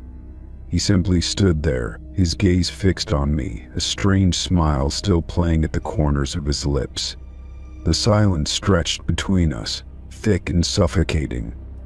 "You don't need to leave just yet," he said, his voice oddly calm. "There's something I want to show you first." I backed away from the door, my heart pounding in my chest. I could feel the walls of the basement closing in around me. The space was small, and now it felt even smaller with the door locked and the eerie presence of the realtor in the room. I looked around, searching for an exit, but the basement was void of windows, and the only way out was the door behind him. "Please," I said, trying to keep my composure, "let me out of here." He finally stepped aside, his smile never fading. "You can leave once you see what's down here. he said cryptically, as if there were some unspoken rule that I had to follow. I hesitated, unsure of what was going on. I wasn't in the mood for games, and every instinct in my body screamed that I needed to leave. But the lock on the door and the absence of any other way out forced my hand. I took a step forward, hoping that whatever he wanted to show me would be quick so I could leave. The basement was cluttered with boxes and old furniture, most of it covered in dust and cobwebs. There were shelves lined with strange objects, but nothing that seemed immediately threatening. The realtor led me to the farthest corner, where a thick curtain hung over a doorway. Without a word, he pulled it back, revealing a small room beyond. It was dimly lit, but I could make out the shapes of old furniture and strange, unmarked crates. "What is this?" I asked, my voice barely a whisper as I stepped closer. The realtor didn't answer right away. Instead, he stepped into the room, gesturing for me to follow. I stood there for a moment, my mind racing with thoughts of escape, but curiosity got the better of me. I stepped into the small, musty room, my footsteps heavy on the wooden floor. In the corner of the room was a large, old-fashioned chest, its surface scratched and worn. There were other objects scattered about, but it was the chest that drew my attention. Something about it felt wrong, as if it was the center of whatever twisted situation I had found myself in. The realtor walked over to it and placed his hand on the lid, his eyes gleaming with excitement. "This," he said softly, "is what I wanted to show you." Before I could react, he opened the chest, revealing its contents. My stomach dropped as I saw what lay inside. The chest was filled with old photographs, many of them faded and torn. Some were family portraits, while others depicted scenes of various houses and streets. But all of them had one thing in common. They were taken at night, with people standing in the windows of homes, their faces obscured or distorted in some way. My blood ran cold as I realized what I was looking at. "Who are these people?" I asked, my voice shaking. The realtor didn't answer. Instead, he closed the chest with a loud thud, his eyes never leaving mine. "You don't need to worry about them," he said, his voice chilling. "You're here now, and that's all that matters." I felt the hair on the back of my neck stand up as I backed away from the chest. "Let me out," I demanded, my fear now turning into anger. "I don't know what kind of sick game you're playing, but I want out." He smiled again, that same unsettling grin. "You'll leave when I say so." I turned to the door, my heart racing.